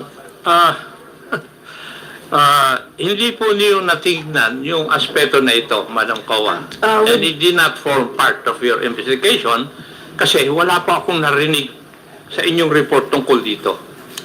Yes, Your Honor, it was not covered in the report, but if I could refer you to Engineer Romy Virana, they were the ones who inspected that site, Your Honor. So maybe he could provide some information for that Mr. Chair? matter. Engineer Yes, Romy Virana. please proceed, Sir Virana. Yes, Your Honor. Actually, nung magkanda kami ng... Pakilapit lang po ng microphone. Nung magkanda kami ng appraisal doon, Your Honor, yung ginagawa na yung hotel, ongoing na yung construction ng hotel. Kaya hindi na namin tiningnan kung ano pa yung history ng property. Kasi in-assume namin na yung pagtayo ng hotel doon, walang problema. Ibig sabihin, legal ang pagkatayo doon or yung property, patrimonial na ba o ano. Kasi nandun na po yung, ongoing na yung construction ng hotel eh. Thank you. May I proceed, Mr. Chair? Please proceed, Chairman ako. Madam Kawa, ngayon alam nyo na. Di po ba? Na dapat meron pang mangyari o gagawin o ginawa ang local government unit of BAWAN bago maging patrimonial property yung plaza so that it can be leased or disposed of pursuant to the local government code. Kasi ang sinasabi ng local government code in answer to the statement of the Sangguniang Bayan na matagal nang hindi ginagamit. Kahit na matagal nang hindi ginagamit, before you can dispose of patrimonial property, meron po kayong susundin na batas, which is the local government code.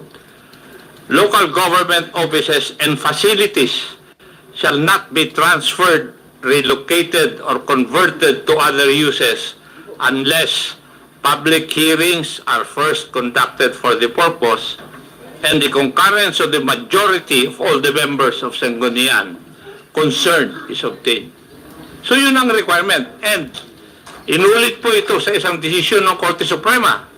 At ang sinabi na bago may renta o malis yung isang property ng isang local government unit, there must have been yung meeting po ng Sangguniang Bayan concerning the conversion ng patrimonial property and abandoning its current purpose. So kahit hindi nyo na ginagamit, kailangan pa rin magkaroon kayo ng meeting ng Sangguniang Bayan. Yun po ang requirement ng batas eh. At ang pangalawa is that majority of all Sangguniang Bayan members must have voted in favor of such conversion. Hindi po yata nyo ginawa ito eh.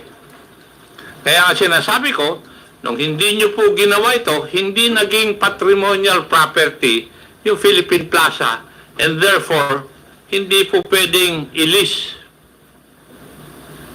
It cannot be the subject of a contract. Would you agree, Madam Kowa?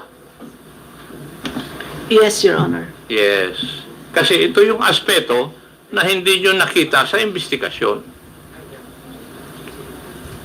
So magmula doon sa una, mali na. Kahit na anong correction ang ginawa ninyang BAWAN local government, doon sa inyong findings, wala na dahil illegal from the very start. Hindi nyo sinunod yung batas eh.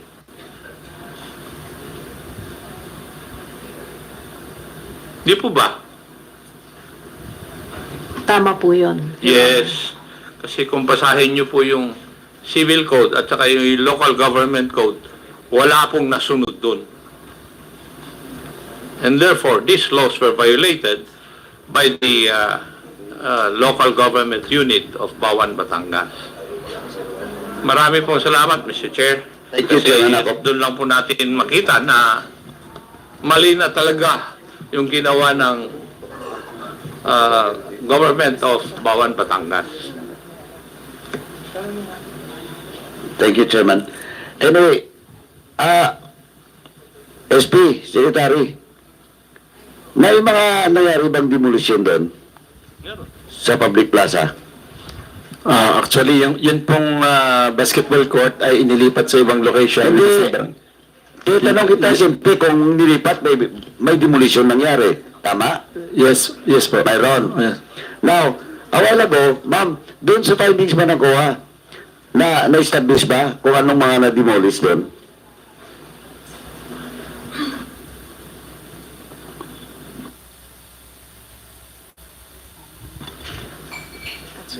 Your Honor,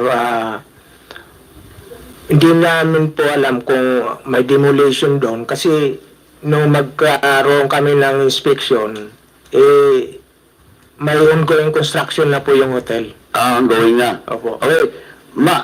Miss Janel, Yes po, Mr. Chair. Kudyal, you mentioned about doon po sa mga landmarks doon sa public plaza kanina. It was demolished ba? Nawala po yung buong, iba na po itsura niya. Tapos yung mga bayani po inilipat po sa kabila po. Inilipat sa kabila. Saan kabila? Sa Plaza Orense. Plaza Orense po. Katapat po. Katapat. Pero, so definitely, may nangyari doon na pagbabago doon sa plaza. Of course, kasi pinatayan ng hotel. Opo. Now, yung public plaza ba, Kunsyan, when was that declared as a public plaza? Sa history po. Kailan ba naging municipality yung BAWAN? Hindi ko po lang maalala, Mr. Chair.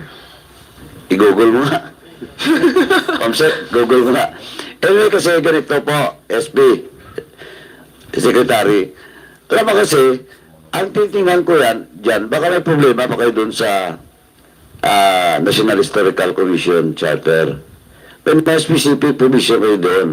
For example, yung sinasabi niya mga statue, if that public plaza, and that includes mga statue doon, was declared as National Cultural Heritage, may problema po kayo. That's number one. SP, makinig ka muna. Second, if that public plaza exists more than 50 years, may problema din kayo. Because you have to get a certificate of clearance from the National Historical Commission before gumawa kayo ng pagbabago. Yan laging problema ng mga LGU. Well, in fact, in my LGU, in my province, yun din ngayon ang yung problema, yung merkado doon. Because the market exists for more than 50 years. Anong ginawa nila doon? Improvement lang, hindi na sila napatayo ng hotel. May problema. May kaso. Kaya kung ang BAWAN Public Plaza exists more than 50 years, prior to that, before that development of that or that project, may problema po kayo.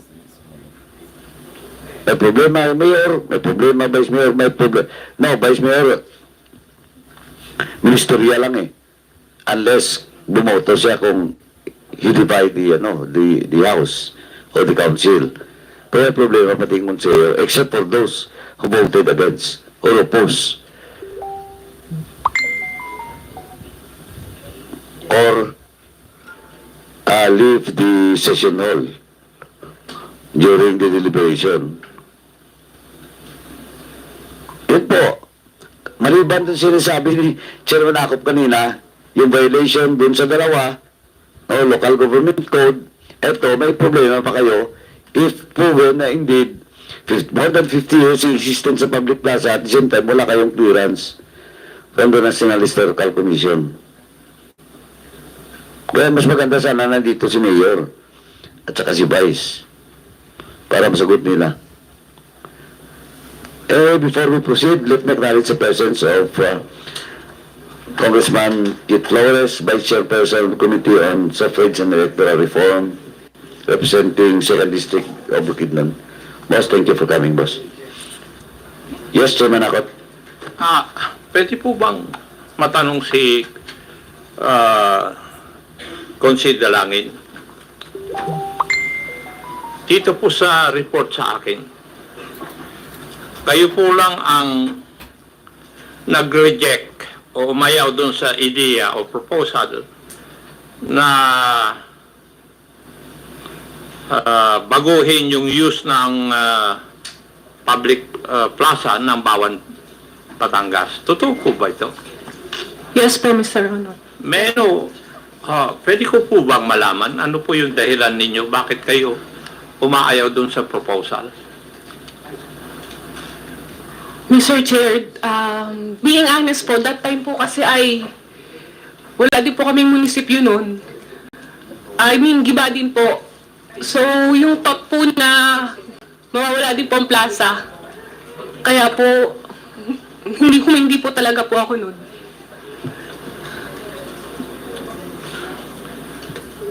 So, wala na po kayong munisipyo, wala pa kayong plaza. That time po. Opo.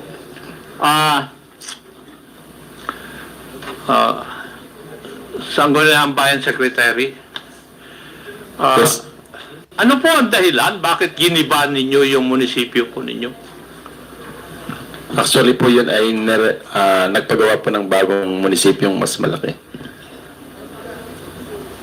Pero kumuha rin naman po kami ng clearance sa National Historical Commission. Kaya po na-preserve yung passage ng dating munisipyo. Now, saan po nanggaling yung pera na pinagpagawa ninyo ng inyong munisipyo? Actually, nag-loan po kami sa DBP. Oh, totoo ba yun o disapprove yung loan ninyo? Previously, hindi kagad kami... Sagutin mo ako, Iho. Kasi dito sa research na nangyari, nandito sa data ko, alam ko na nag-loan kayo sa DBP for 150 million. Tama. Pero disapprove. Why? Because you lack the seal of good housekeeping and other requirements. Yun po yung research dito eh. So saan nyo kinuha yung pera na pinagpagawa nyo ng munisipyo? Actually po yun ay na-approve din kasi kami ay naging awardee na rin po ng Seal of Good SLG. Kailan kayo SGLG. nag-take ng loan sa DBP?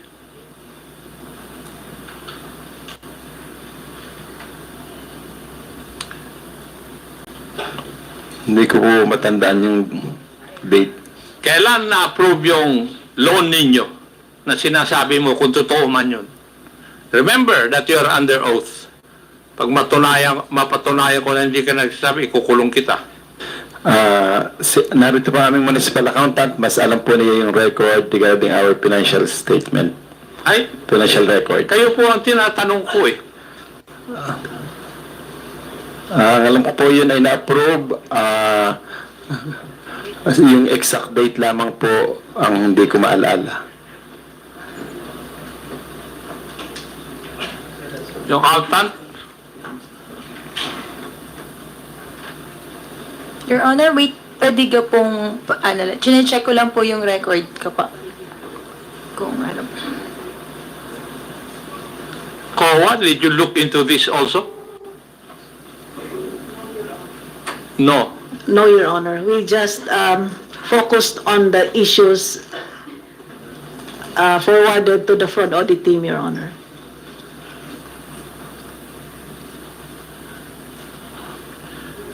Kasi, according to the information that I have, Sangguniang Bayan Secretary, nung hindi na-approve yung loan, first loan nyo,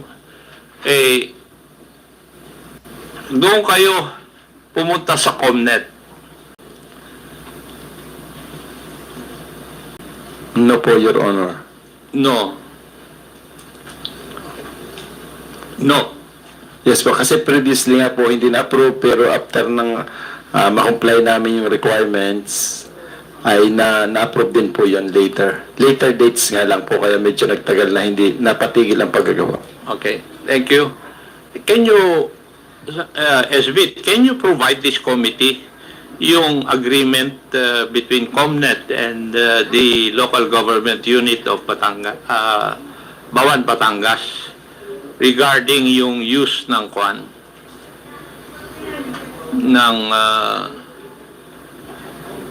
yung lease ninyo sa pag-lease ninyo ng public plaza?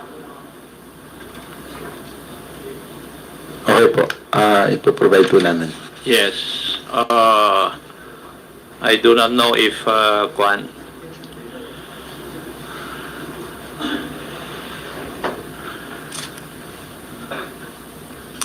Now, Madam Kowa, you conducted a fraud audit doon po sa water system ng BAWAN, tama? Yes po, Your Honor. Ano po ang current status ng inyong fraud audit na yun? Tapos na po ba? At tapos na po, Your Honor, also in 2017 po. Now, were there laws violated? Yes, Your Honor. Ano po ang ginawa ng COA regarding this one? Were cases filed against those responsible? We issued, of course, the notice of disallowance, indicating all the persons responsible. At the same time, we forwarded the fraud audit report to the Office of the Ombudsman for the filing of appropriate charges on which was received. The report on the BAWAN Waterworks System audit was received by the Office of the Ombudsman on December 20 po, 2017. 2017. Yes, Your Honor. So na-file pala yung report ng Kwan ng 2017, yung water system. Now, regarding po dito sa BAWAN Plaza, you also conducted a fraud audit, tama po? Tama po. Natapos nyo rin po lahat. Natapos po rin namin noong May 25, 2017 yung fraud audit report and was forwarded to the Office of the Ombudsman and received by the Office of the Ombudsman on July 20, 2017 po.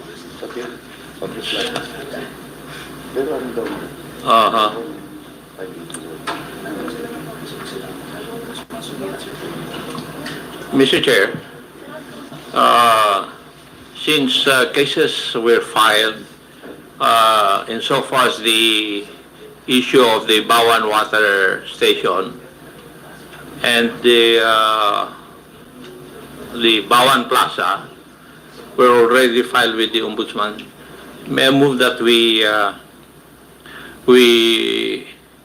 write a letter to the Ombudsman asking ano po yung current status ng mga kaso kung meron man na i-file tungkol dito po sa report ng COA regarding these two issues. So, Mr. Chair. Second, Mr. Chair.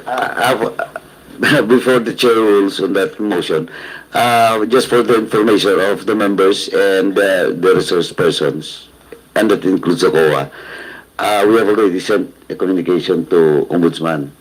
And the Ombudsman has already replied to this committee, to the chair, na yung BAWAN water system, tsaka yung sa public plaza, let me read na lang po yung communication from the Ombudsman.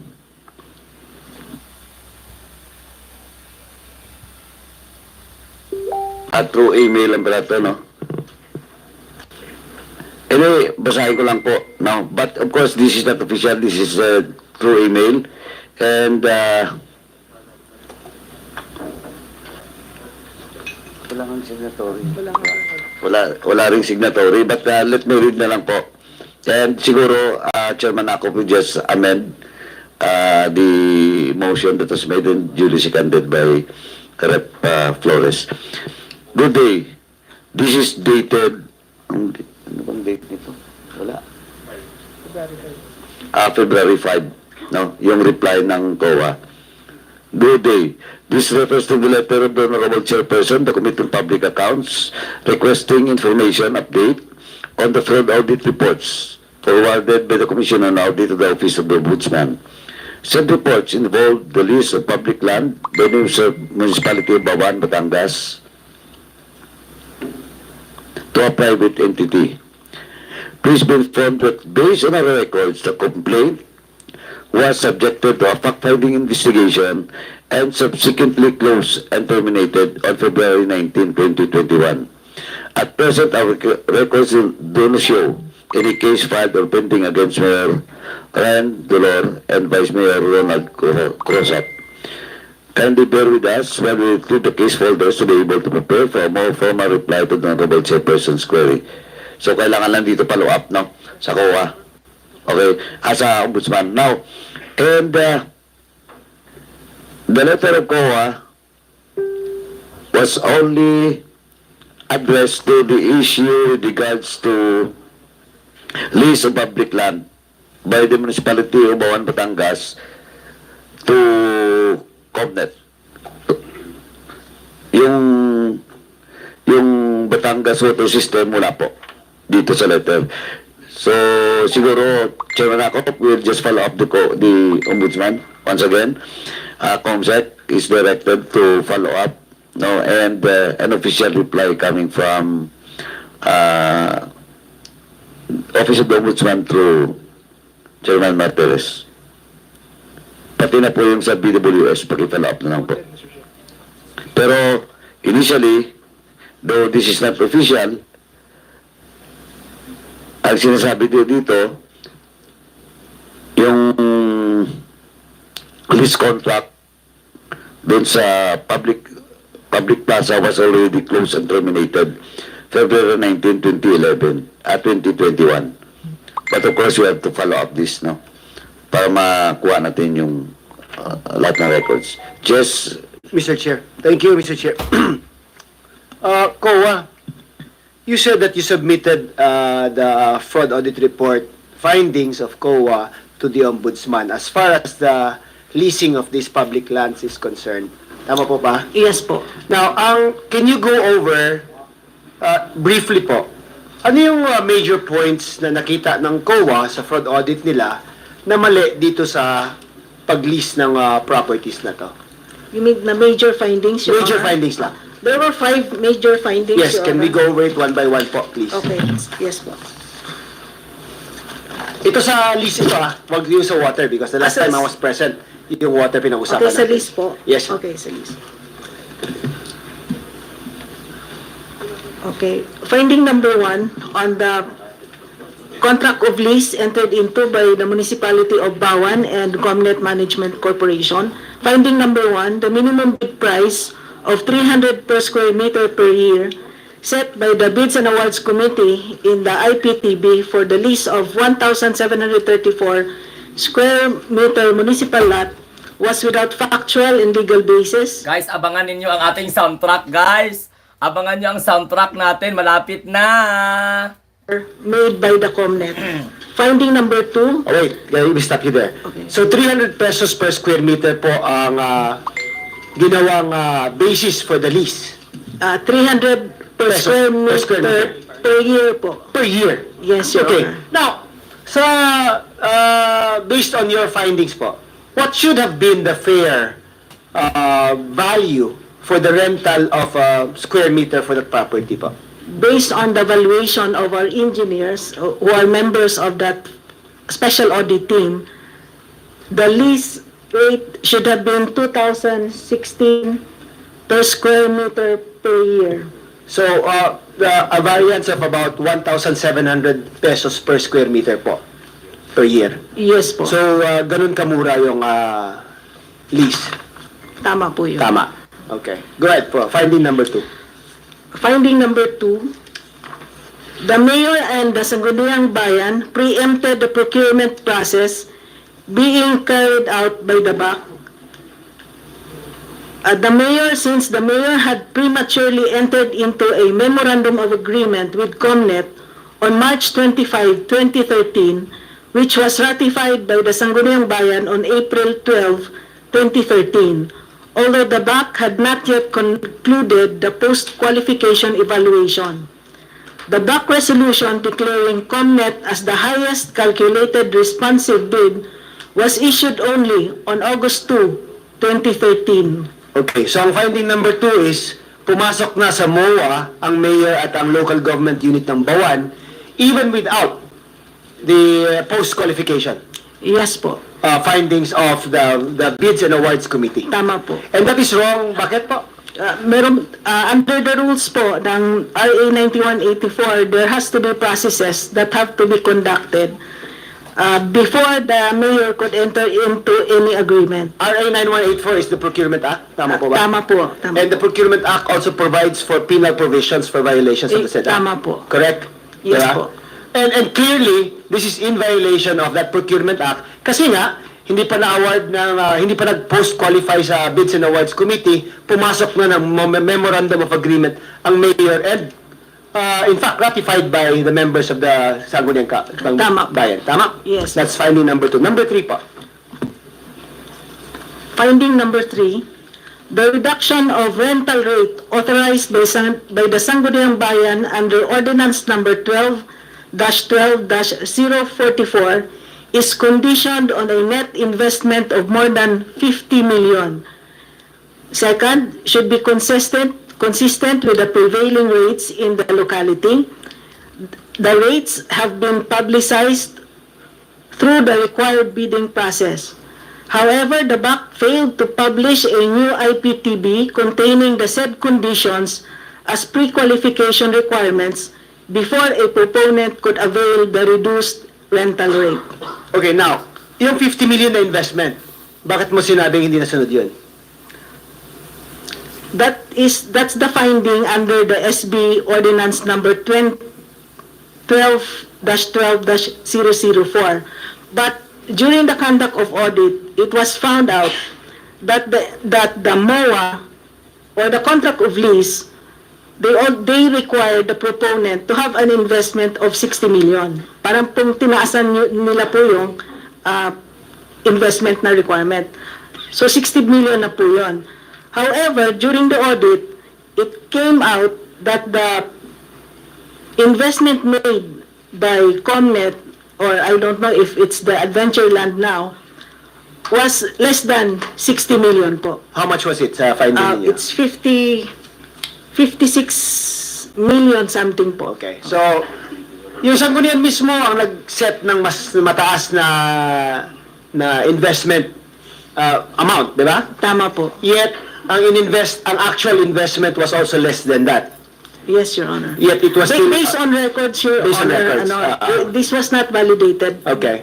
This was only based on the information provided by the municipality of BAWAN. To COA. Yes, Your Honor. Okay. So based on that information, you made a finding that this is again in violation of the minimum standards that they themselves set.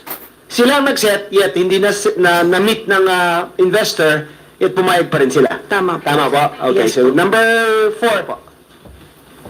Number 4, the lease of 1,734 square meter lot to Comnet at the rate of 320 per square meter per year in lieu of the prescribed rate of 7,920 per square meter per year under the 2008 Revenue Code of the Municipality of BAWAN was without valid basis, irregular, and gave undue benefit to Comnet for the following reasons.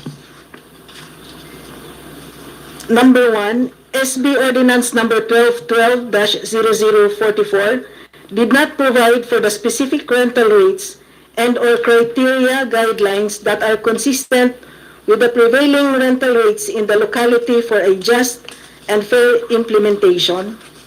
Number 2, evaluation made by the COA Special Audit Team showed that the lease rate of 320 per square meter per year was unreasonably low compared to the prevailing market rental rates or fees in the vicinity, not duly supported with factual basis and disadvantageous to the municipality of BAWAN. The valuation arrived at by the SAT of 2,016 pesos per square meter per year resulted in a difference of 2,940,864 million pesos per year. The 2 million difference is on the rental of the entire property or per ano ba yan? Square meter ba or what? The difference between the imposed rental rate in the contract of lease, which was only 320 Pesos per square meter, 320 pesos per square meter per year. Okay. However, based on the SAT, it should have been 2,016 pesos per square meter per year. So let's break this down. Ano yung mention mo na revenue code kanina? The revenue code of 2008 of the municipality of So BAWAN ang po. munisipyo pa rin ang nag-set ng revenue code na yan. Yes, meron pong revenue code ang municipality of BAWAN. Now, under that code, the lease of land Yes. should be 165 pesos per square meter per week. Per week. Per week po yun. Yes. 165 per week. And they rented it out at 300 pesos, 20 pesos per year. Tama po ba? Tama po. Okay. Now, so ito, I'm seeing a pattern eh. Now, sila mismo mag-set ng ordinances nila, sila din ang nagva-violate sa ordinance nila. Di ba? Tama po ba? Tama po. Okay. We'll not go to the fifth na lang. I also see another pattern. Medyo mahilig ang munisipyo to enter into contracts na palugi. Tama ba? Ha? Sa findings ninyo? Yes, Your Kasi sa Honor. last hearing, I was here. Yung water system pinag-usapan natin. From an income-generating institution, naging palugi na sila pa nagbayad ng professional services. Tama? Yes po. Now, pa-rent out ng properties ngayon, sila din nag-set ng minimum, minimum na amount dapat na i-rent out yung properties. Sila din ang nag-enter into an agreement na sobrang palugi sa munisipyo nila. Tama po ba? Tama po. Okay. Now, let me ask, Councilor, sino yung nag-oppose nito? Ha? Okay, Councilor Dalangin. Mr. Chair. Were you already a councilor at the time na in-approve itong mga transaction na to? Opo. Councilor ka. Now, ang information na umabot sa akin is in-oppose mo daw itong mga transactions na to. Tama po ba? Tama po. And ano naman ang nangyari sa diskusyon ninyo doon sa council when you aired your opposition to these agreements? Solo position po ako noon. Alam naman po natin sa gantong usapan kapag po nagsosolo, wala pong saysay po ang boses ko. Ba't sinabi mo ba? Ano ang basis ng opposition mo? Napalugi to. Opo, kami pong dalawa ni Atty. Johnny Magbuo po. Pangit to on the part of the municipio of BAWAN. Sinasabi po namin kahit po sa publiko. Pangit ito sa taxpayers ng BAWAN. Sinasabi po namin kahit sa publiko. Palugi po ang gobyerno natin, ang munisipyo ng BAWAN, if we enter into this agreement. Opo. Ano naman ang sinabi ng mga kasamahan mo sa council? Palagay ko po na dapat sila po ang sumagot noon. Dahil sila naman pong pumasok. Ayoko pong sumagot ng para sa kanila. Okay. Sino dito ang councilor at that time na present din dito ngayon? Konsehal William Abrahan po. Okay. Councilor William. Councilor Abraham? Maalala niyo ba na may revenue code ang munisipyo ng BAWAN? Yes, Your Honor. Maalala mo ba na may minimum rental rates na kayo din ang nag-impose sa munisipyo ng BAWAN?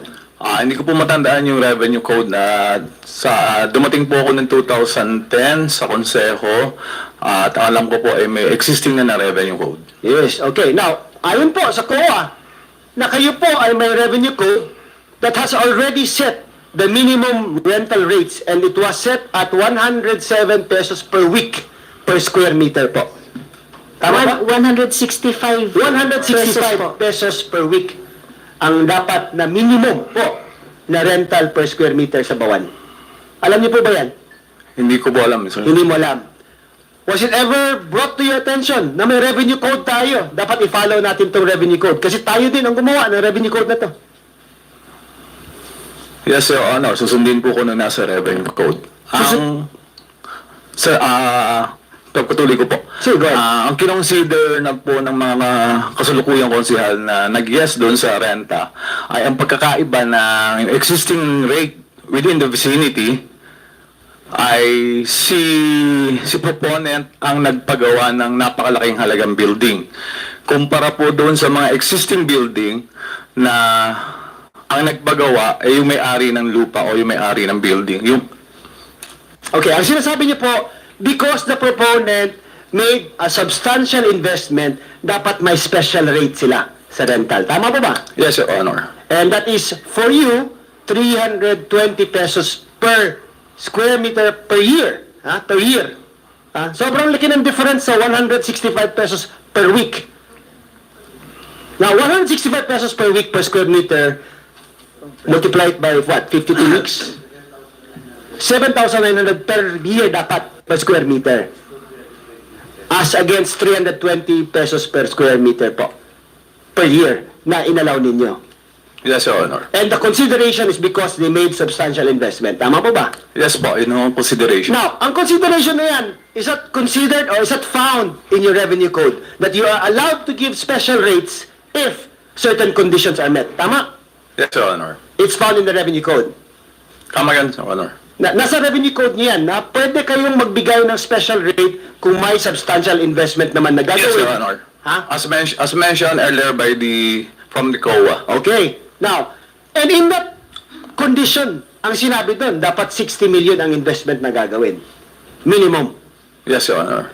And sabi naman ni COA, na on their investigation, they found out that only 57 million was actually invested. Okay, the contract amount or the cost of the building was not informed. We were not informed, actually, sir. So, hindi niyo alam na Yes, Your short Honor. yung tao. Yes, Sa Your investment. Honor. Now, if you knew na short yun, based on the minimum standards na kayo din ang nag-set, would you have agreed to the entry of that, entry into that MOA? Your Honor, we just ratified the Sangguniang Bayan also only ratified the contract, and we were not aware that the local executive entered into a contract without even the suggestion or the findings of the BAC. Okay. Now, so hindi umabot sa inyo yung information na yan? Come again, sir? Hindi umabot sa inyo yung information na may mga pagkukulang? Wala po, sir. Wala before the ratification? Wala po, sir. After the ratification? After the ratification, wala na pong information na natanggap. Wala na? Yes, Your Honor. Okay, now, question po. Isip councilor ng isang town, isn't it your duty and obligation before ratifying a contract entered into by the mayor to check the facts surrounding the case? Yes, Your Honor. It's our duty. And did you do that duty, sir? What we did, Your Honor, is, as chairman at that time, is I conduct a survey on the neighbor, on the commercial building existing, and that was the reference made.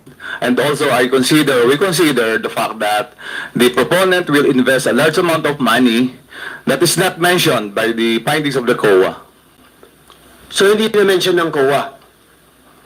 Hindi Yes, na Your na-consider? Honor. Ang kinonsider ng COA ay yung mga katabing nagpaparenta ng lugar na kung saan sila nagpagawa ng building. Dito po sa Bawang Plaza ay yung proponent ang nagpagawa ng building. So, ang defense niyo po is that allowed siya because siya mismo ang nagpatayo ng building. Yes, Your Honor. Siya po nagpagawa ng building. Okay. Now, are you also aware na ang ratification ninyo came before the approval of the Bids and Awards Committee? Come again, sir. Your Honor. Yung ratification ninyo ng contract or yung MOA by the mayor and the COMNET came before the approval of the Bids and Awards Committee. As I have heard earlier, the ratification was done before the enter or before the condition of the BAC before the BAC member released their findings. Kaya, tama ba yan? Nag-ratify lang muna kami, sir. Pero yung entering into a contract, Councilor, what comes first? yung pong ratification. Ratification comes first before the approval of the BAC?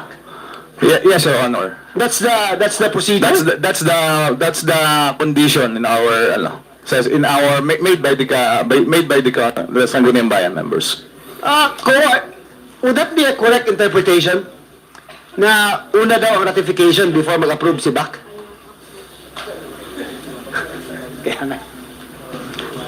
Based on the procurement law, Your Honor, it should be the BAC and the technical working group who should identify the reasonableness of the bid price. Precisely, before they ratify it. In fact, it should be a condition preceded, no? For any ratification, for them to ratify, that they must make sure that everything is above board. Tama po. And that everything passes the scrutiny of the Bids and Awards Committee. Tama po. Because you cannot ratify something that has not been awarded by the Bids and Awards Committee. Tama po ba? Yes po. Councilor, mukhang ibata opinion ni COA.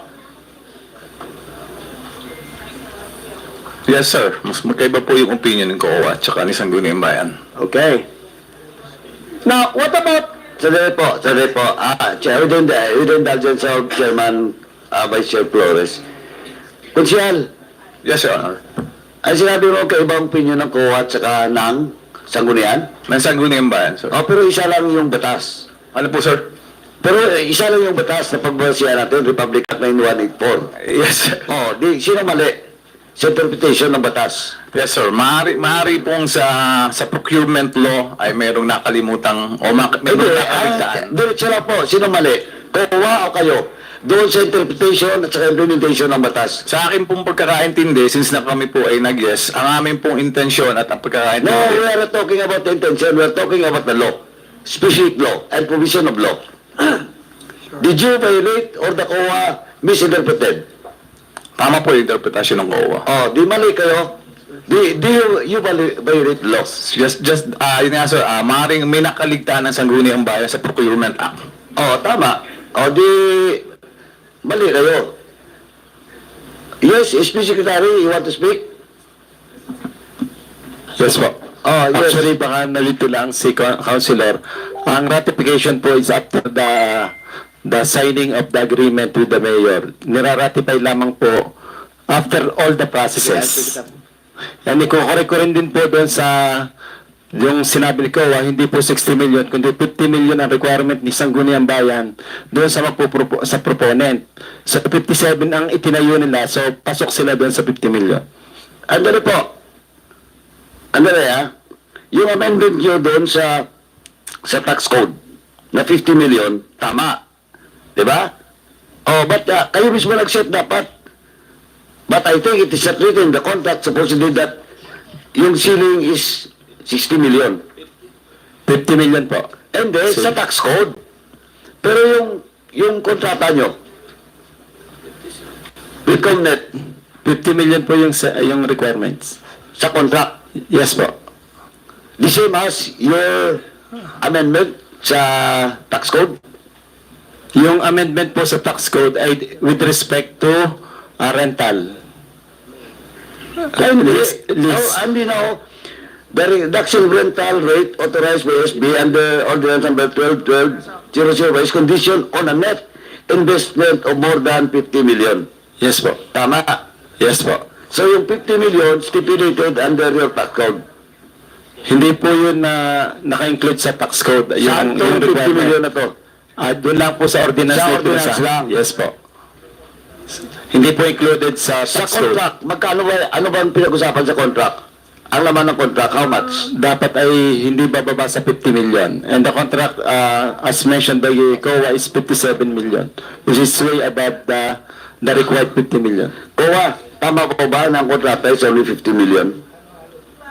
To clarify po, Your Honor, under the contract of lease, the requirement and on the SB ordinance, the proposal for infrastructure should be 50 million.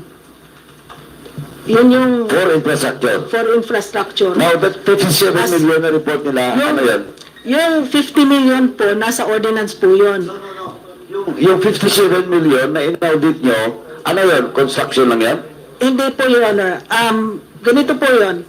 Requirement kasi na para ang municipality or ang proponent makapag-avail ng reduced rental rate, dapat meron silang investment worth 50 million. But as submitted by the municipality of BAWAN, and allow me to read a provision, a paragraph in the fraud audit report, I quote po, "It was noted that the MOA dated March 25, 2013 provides for an investment of not less than 60 million. So meaning po, yung ordinance 50 million, but the MOA naging 60 million na po. But there is no showing that Comnet did actually invest said amount.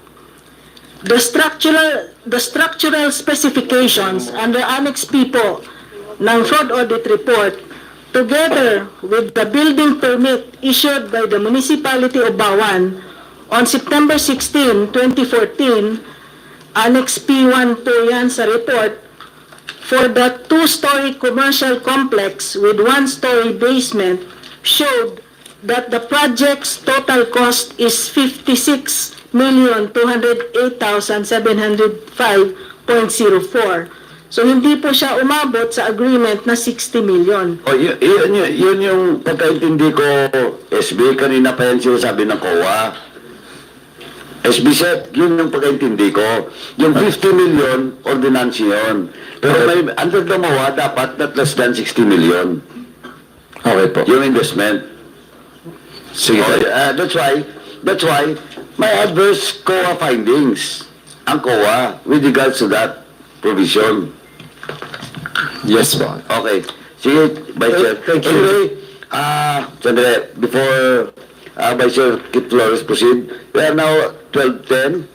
I have a hearing at 1:30 in this room also. Iba naman po na LGU, BARM. So, we have to rest siguro din at least mga 30 to 40 minutes para maghanda, kumain maganda. So, we will suspend the hearing at 12:30. 12:30. Please proceed. Thank you, Mr. Chair. Councilor Abraham, I know na medyo na-confused kayo kanina eh. Actually, the dates lang ang about the ratification. But the point really was, ang punto ko talaga doon na Councilor Abraham, was that before you ratified the MOA, it was actually the mayor who entered into that MOA prior to the approval of the BAC. Yes, sir. Yeah. Dumadaan po muna, the process is the mayor will submit and request the Sangguniang Bayan to ratify the contract before actually, ending. And I was informed, I heard that the COA stated that the ratification, the entering of MOA of the executive was done before the ratification. Na kinorek naman po ni Kaya nga, because Secretary Noel. you cannot ratify something that has not been executed first, di ba? But the thing is, ito, bakit pumasok si Mayor ng contract prior to the approval of BAC? Yan ang pinaka, for me, the most important question. Kasi, our rules established na dapat may checks and balances. And one of the checks and balances established by our laws is our Bids and Awards Committee. Tama po ba, COA? Tama. Tama po. Di ba? And it's precisely why we follow this procedure para po maiwasan ang any person entering into contracts without going through the proper processes and the checks and balances. Kaya nga po nilagay yan dyan is to ensure the protection of the people's money that they'll be using and contracts that they'll be entering into. Now, ang question ko is why would the mayor hurriedly enter into a contract? Bakit niya minamadali yung pagpasok sa kontrata if wala pang approval ng Bids and Awards Committee? That's the biggest question eh.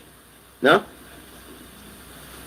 Kasi sa akin, you can always wait eh. Kaya nga meron tayong back eh, para ma-check yan bago tayo pumasok into the contract. Yan ang purpose ng establishment set up by law. Di ba? Now, ang tanong is, bakit may bypass yung processes na yan? And in bypassing that process, may mga batas ba na we violated that have penal provisions? And again, the bigger question is, despite these findings, no, bakit walang action si Ombudsman? 2017 pa to. Di ba? Doon ako, actually, they even closed the case as far as this lease is concerned eh. But it was just based on the fraud audit. Tama po ba? Yes po. We submitted the fraud audit There was report. no private complainant to file the case against this. Wala po. There was no private complaint, kahit anonymous man lang. Wala po. Why? Because the fraud audit report was not made public. Tama po ba? Those fraud audit reports po kasi are the exclusions in the publication Yes, reports. and I think that's something that we should look into also, Chair, eh. Na paano malaman ng publiko na seryoso na pala yung findings ng COA through the fraud audit kung hindi man lang malaman ng mga members ng council, members ng or the public in general. Di ba? Kasi if no one picks up, no, walang nakatutok dyan, walang mag-follow up sa ombudsman, walang may alam na may actual report na kayong binigay sa ombudsman. Except COA and the ombudsman themselves. Kasi doon pinasa yung report. Di ba? Now, COA, because of the voluminous work that you have also, after submitting it, you just rely on the ombudsman to do its job also. Di ba? Now, matanggap nyo, years after, bigyan kayo ng resolution, close na tong case na to, what can you do? Wala. Di ba? Your Honor. Wait lang. Kung hindi alam ng public ito, kung hindi alam ng mga tao, kung hindi alam ng mga current government leaders, no one will make the follow-up with the ombudsman. Di ba? No one will pursue the interest of the people of BAWAN. No one will ensure that someone should be held accountable for the things that happened in the municipality of BAWAN. Kung hindi alam ng mga tao yan. So I think that's one of the things na in making recommendations for the amendments of whatever laws that we may come up with. COA, di ba? Na I think we should copy furnish the sanggunian, the members of the council or whoever, no? Para at least man lang alam nila na ito yung sinabit ninyo na findings. Alam nila that you've already forwarded the same to the ombudsman. And they should take it upon themselves as leaders of the municipality to follow it up, no? And to ensure that the ombudsman will also do its job. Kasi just like this case, glaring ba ang findings na yan, COA? Yes po. Diba? Even just a perusal of it, makita mo na agad, may mali. Dapat may managot. Tama mo ba? Tama po. Diba? But then what happened? The case was closed, no one knows about it. Pasalamat lang tayo, may committee tayong ganito at na-bring up natin para sa public din, malaman nila na ito ang nangyari sa munisipyo ng BAWAN. Ganito ang nawala sa munisipyo ng BAWAN. Mr. Chair. Thank you, Vice Chair. Anyway, do you want to say something, SB, before we proceed? I go back to COA, para tapusin na yung report, may 4 and 5 pa. Then, yung sa NWRB, then we will suspend. Pero please proceed. Actually, nagbayad po yung proponent na additional, yung 23.9 to correct, to comply with the findings of COA. No. Actually, SB Secretary, of course, that's only one part. That's only one of the cure with all the 5. Diba? Na adverse COA findings. Isa lang yan. Now, ngayon, dagdagan pa natin ng isa o dalawa o tatlo pa. Kasi yung sinasabi ni Chairman, Vice Chair Kit, tama yon. Because the COA is not allowed to publish a fraud audit report or result. Hindi alam ng mga taong bayan. Now, in this committee, when I wrote an official letter coming from me, from this committee to me, doon sa ombudsman, ito yung sagot. But of course, that's only the rental of the public plaza. But, hindi pa ako tapos yun. Because this committee will also recommend, if the committee finds out that there is a basis to file a case against all those involved in this transaction, we will do it. This committee will recommend for it. Attach all the findings being made by this investigation at the same time yung COA audit report. Kaya hindi pa siya tapos dito. That's why, after this hearing, in a few days' time, I will officially write a letter to Chairman Martires with regards to this. Mr. Chair, magre-reply lang. Review and everything. Yes, Vice Chair. Magre-reply lang ako doon kay Secretary. Secretary, yung sabi mong additional, kailan ginawa yung additional 20 million? June 10 po, 2021. That was already after the signing of the MOA. Yes po. Tama? After the ratification na. Yes. So clearly, it is remedial in nature, meaning ayusin ang pagkukulang. And it does not cure the fact that when the MOA was signed, it was already in violation of whatever was set by the Sanggunian. Tapos na ang violation na yun. Pahabol na lang just to correct it. para ipakita na nag-comply kayo sa sariling requirements that you yourself set. And that's wrong.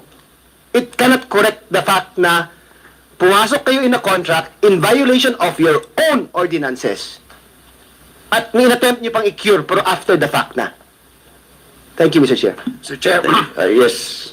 before we suspend, gusto ko lang sundan yung katanungan po ni Congressman Flores. Councilor Abragan. Yes, Mr. Chair. Okay. Sa report po ng COA, there was also a section here na sinasabi na there was a tax exemption granted to Comnet. Was it correct? Come again, sir? Suspension? No? Merong local tax exemption na binigay ang BAWAN sa Comnet. Is it correct, COA? That among your findings, there's also the local tax exemption. Yes po, Your Honor. Under finding number 5, meron po ditong finding number 5 po yun. Okay. There was no legal basis for local taxes exemption for 8 years po. Thank you. For 8 years. Alam niyo ba ito, Councilor?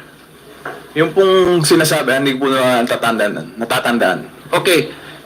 Gusto kong matanong si SB Secretary kasi kanina ang basis for the undervalue payment of rent is because of your revenue code, and according to you 50 million pesos above 50 million pesos na investment ay magbibigay kayo ng ganong special condition na na payment, no? Parang special arrangement na lang based on your revenue code. SB, is it also part of the revenue code that you exempt paying taxes for an investor who have invested 50 million pesos and above?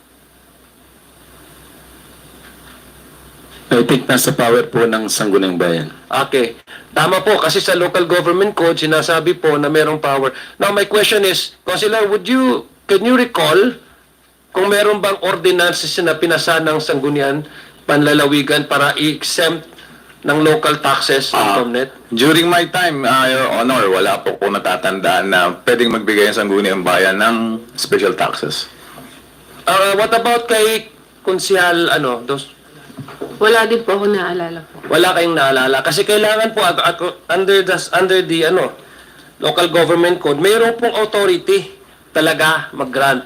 Pero the question is, has the Sangguniang ever adopted an ordinance granting an exemption, tax exemption to Comnet? Come again, sir. The ordinance?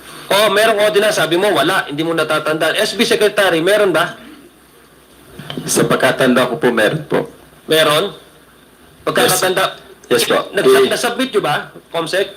I-check ko na lang po sa record. COA, did the BAWAN municipality furnish you with a resolution granting a tax exemption to Comnet? Wala, no? Kasi ito po yung findings nyo eh. Wala po. Let me check po doon sa contract of lease kung nandun ba sa provision na they are exempt for local taxes po. Check ko lang po. Kasi ang sabi po dito, no legal basis for local tax exemption for 8 years. Diba? So 8 years po nila i-violate. Kaya ganito. Kasi ito, with the indulgence of Congressman Zia. SP, Sec, are you sure that you have a local ordinance Sigurado ka? for that?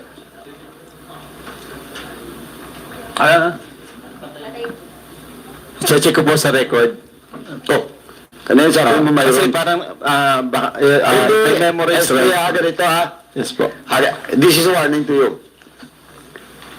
You're under oath, pakisagot po ng tama kasi that's on record. Sinabi mo kanina na mayroon.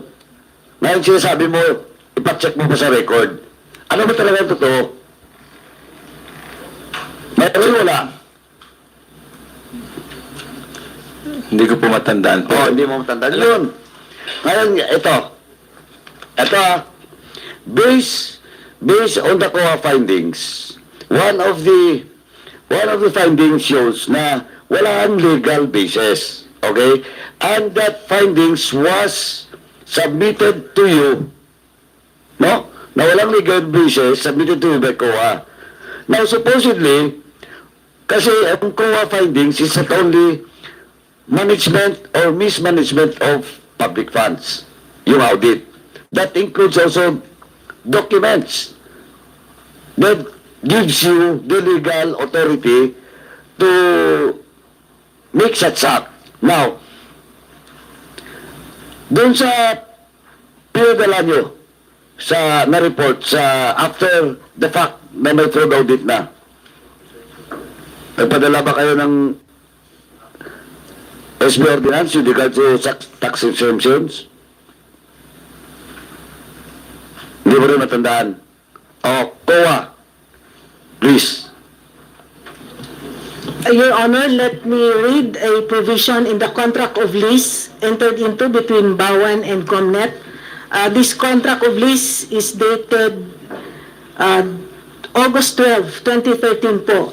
And under Article 2, letter C ng contract of lease, I will read po, the municipality shall give COMNET absolute exemption from all taxes, license fees, dues, or charges imposed by the municipality relative to its operation, management, and development of the area for a period of 8 years to commence upon advice by the municipality that the lots are available for construction.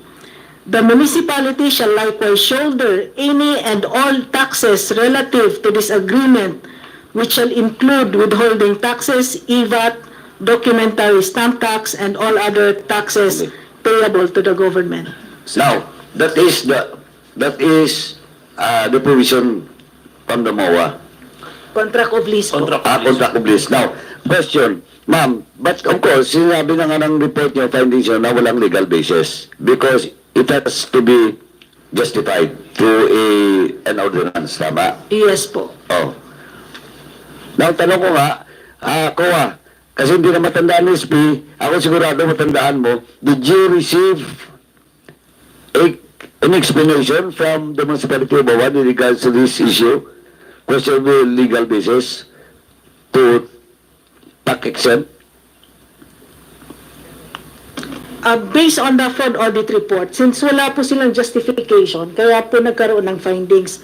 Perhaps during the appeal, doon sa notice of charge, maybe, Your Honor, because I'm no longer at the fraud audit office, baka nag-justify sila or nag-submit sila ng SB resolution for tax exemption, but hindi ko po yun alam. Ay, yun nga eh.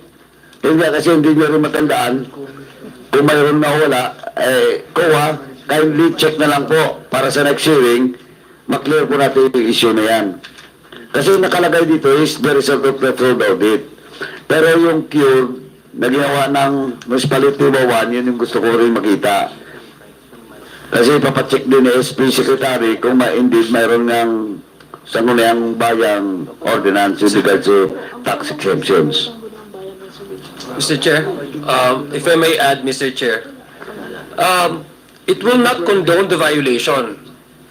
No? Maski sabihin natin na sa remedial kasi the ordinance has to come first before the tax exemption is effective. It's very clear. Alam mo ang violation po dito, Secretary, section to be specific about section 192 ng Local Government Code. Ang COMNET, binigyan mo nga siya ng undervalue na renta, tapos binigyan niyo pa siya ng tax exemption. What's so important about COMNET that you will move heaven and earth to the advantage of your municipality just so that they can continue operating and doing business in the town? Kasi even if you have COA, even if they supplied, halimbawa, or adopted an ordinance after granting them local tax exemption as a matter of compliance with your, ano yung sinabi mo na, what you call this, yung report ninyo, brought about by the fraud audit, it will never condone, it will never even legalize the already violation that has committed Kasi ang sinabi po dito sa local government code, it has to be first adopted by the sanggunian whenever the local government unit grants a local tax exemption to a business entity. 8 years yung wala eh. So undervalue na nga yung binirentahan nila, hindi pa sila nagbabayad ng tax. At the very least, that's economic sabotage, ha? Kasi dapat yung share ng gobyerno, hindi nyo withheld ninyo. That's already economic sabotage. At the very least, Mr. Chair. Okay, anyway, thank you, Kong Sia. It's now 12:30. I will just give a few minutes to Kong Kit. But before I recognize Kong Kit, SB Secretary mentioned about the 23 million na binalik po ng Comnet. Yes po. Ano yung ano doon? Ano ang pinagbayaran? Why binalik yung 23 million for? The undervalue set. So we follow the findings of COA that the amount should be 2,016 per year instead of the 320. Doon yun? Yes po. Hindi pa sa tax? Hindi po. Nawala? Hindi po. Okay. Now, it's now 2025. Ano ba ngayon ang status dun sa tax exemption na ano? Ng Adventure Island? Hindi ko po. Wala rin. Di mo rin alam. Yes po. All the more na dapat nandito yung mayor nyo. Tapos next hearing, padalhin nyo dito yung accountant nyo tsaka yung treasurer's office. Sige, Chairman, Vice Chair Kim. Thank you, Mr. Chair. Mr. Chair, before I proceed with my closing, can we ask for the construction agreement of the municipal hall? Can that be submitted, or has that been submitted to the COMSEC? May I move for the submission of the construction agreement of the municipal hall? And the loan agreement with DBM. There's a motion for the municipality of BAWAN to submit the construction of Agreement, yeah. The construction agreement. municipal hall Yeah. and the loan agreement of the loan DBM. agreement with DBP? DBM. With DBM. Yeah. Thank you, Mr. Duly Chair. seconded. Any objections? Suggestions na motion is carried. Now, to summarize lang, ito lang kasayang wala si Mayor dito kasi gusto ko talagang siya mismo yung at least man lang sasagot sa mga Kasi una, bakit siya pumirma ng MOA na wala pa yung back approval? That's really one thing na gusto kong marinig from him ng explanation. Bakit rush? Bakit mo minamadali itong kontrata na to? That alam mo naman na dapat may proseso. Second is parang kino-cover up actively participation ng kahit ng mga councilors, kasi nga there was an ordinance justifying the reduced rental rate, Parang pinagbigyan talaga ng pabor tong isang party dito by reducing the minimum rent that was going to be given to them, Tapos isa pa, na dapat walang right to sublease. Yet bakit inalaw mo na mag-sublease itong nanalo dito sa area na to? That should be specifically provided in the agreement na you're authorized to sublease it. Because if you're specifically prohibited, kung bawal ang pag-sublease at sinublease mo yun, that is already a violation of the agreement.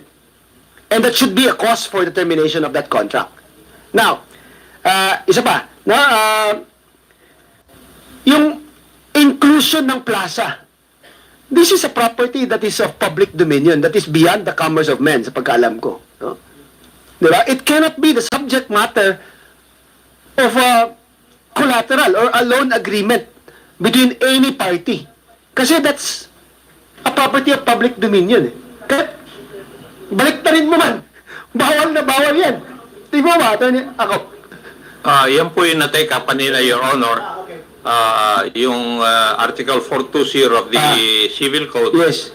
Inamin naman ng mga kuwan na wala silang alam na ginawa ng municipality of BAWAN to convert yung property of public dominion to patrimonial property. Okay. Kaya nga sabi ko, from the very start, illegal na talaga. And even no matter how much you try to correct it by changing it, it is still already illegal. And ako, sabi ko nga kay Chairman kanina that we should look into the powers of COA again kasi may kulang talaga, Chairman. Paulit-ulit na tayo dito sa committee mo. Ang dami nating nahihil dito, di ba? Parang either kulang yung ngipin nila, kulang ang powers nila, or something's missing Na isipin mo, 20-something pa to na contracts na to. Until now, wala pang nananagot sa mga kabulastugan na ginawa sa munisipyo ng BAWAN. Thank you, Mr. Chair. Thank you, Vice Chair. Anyway, last na lang po before we suspend. NWRB, Attorney Papio, thank you for coming, sir. Yes, Sir, Mr. Chair. Are you familiar with the case now with the Aqua Data in the municipality of BAWAN? Yung acquisition doon sa sa water system? Yes, just to have a brief history, Mr. Chair, Aqua Data first filed for CPC with the NWRB on October 10, 2011, and it was approved by the NWRB board July 25, 2012. Then on June 2, 2017, they filed for renewal of their CPC and was approved on August 28, 2018. Now on June 2, 2022, they again filed for renewal, but this time with increase of rate, which is now still pending within the NWRB. Kailan po last na renewal? Na pending pa? June 2, 2022, Mr. Chair, they filed for renewal with increase of rate. Renewal with increase of rate? Yes, meaning they are petitioning the board and WRB board to increase their rate. Okay. Now, pag-isubmit na lang po yung chronology kasi we have to check kasi on the last hearing po, ang record po shows that prior to the registration sa SEC po, may kontrata na po na nangyari sa Municipality of BAWAN. So we have also to check the records from NWRB with regards to their application and the accreditation of Aqua Data sa NWRB po. Clarification, Mr. Chair, lahat po ng record nasa case folder po ang kailangan niya. Yeah, please. Especially yung first application po nila, then yung pinaka-latest po. Sige po, ipapano po once na na-approve na po ng board, usually sinasabit sa archive, nasa warehouse po. Ipapapulat po Kahit namin. wala po yung exact na detailed record, yung chronology lang po, yung binanggit mo. When was Aqua Data applied for? Then ang pinaka-latest po. Yung sinabi mo na they're applying for renewal and increase 2022. Yes, Mr. Chair, we will provide Please, para ma-check ko lang kasi ang findings kasi ng COA malinaw nung last na hearing na may violation because they only incorporated late than the contract that was made with the municipality of BAWAN. Kaya gusto ko rin i-check sa inyo kung kailan po bigyan ng NWRB yung Aqua Data na accreditation po. Yes, Mr. Chair. Thank you. Comply. Anyway, do I hear motion lang? Mr. Chair, Yes, Chairman ako. may respectfully move that we suspend the hearing insofar as the issues on the local government unit of BAWAN Batangas is concerned. So move, Mr. Chair. Second, Mr. Chair. There's a motion to suspend the hearing on the investigation with regards to BAWAN Batangas. Duly seconded. Any objection to chair and the motion is carried. Hearing is suspended. Thank you very much for coming. Pasensya na po yung iba na hindi natanong kasi limited masyadong time natin. But hopefully, SB, Secretary, please inform the Mayor that we will have a hearing.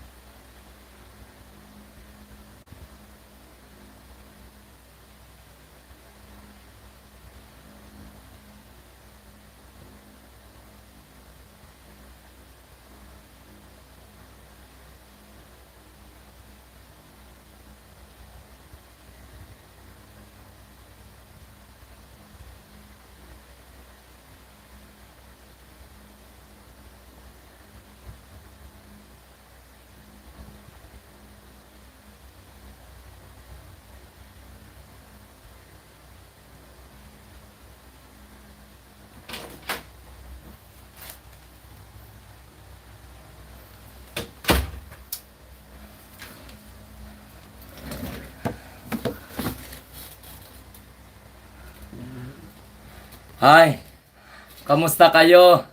Oy, shout out everyone. Guys, patayin ko lang. Babalik lang ako. Ayan, babalik ako mamaya-maya. Shout out sa inyong lahat. Mag-ano lang ako, mag-prepare lang ako para iparinig ko na sa inyo ang ating soundtrack.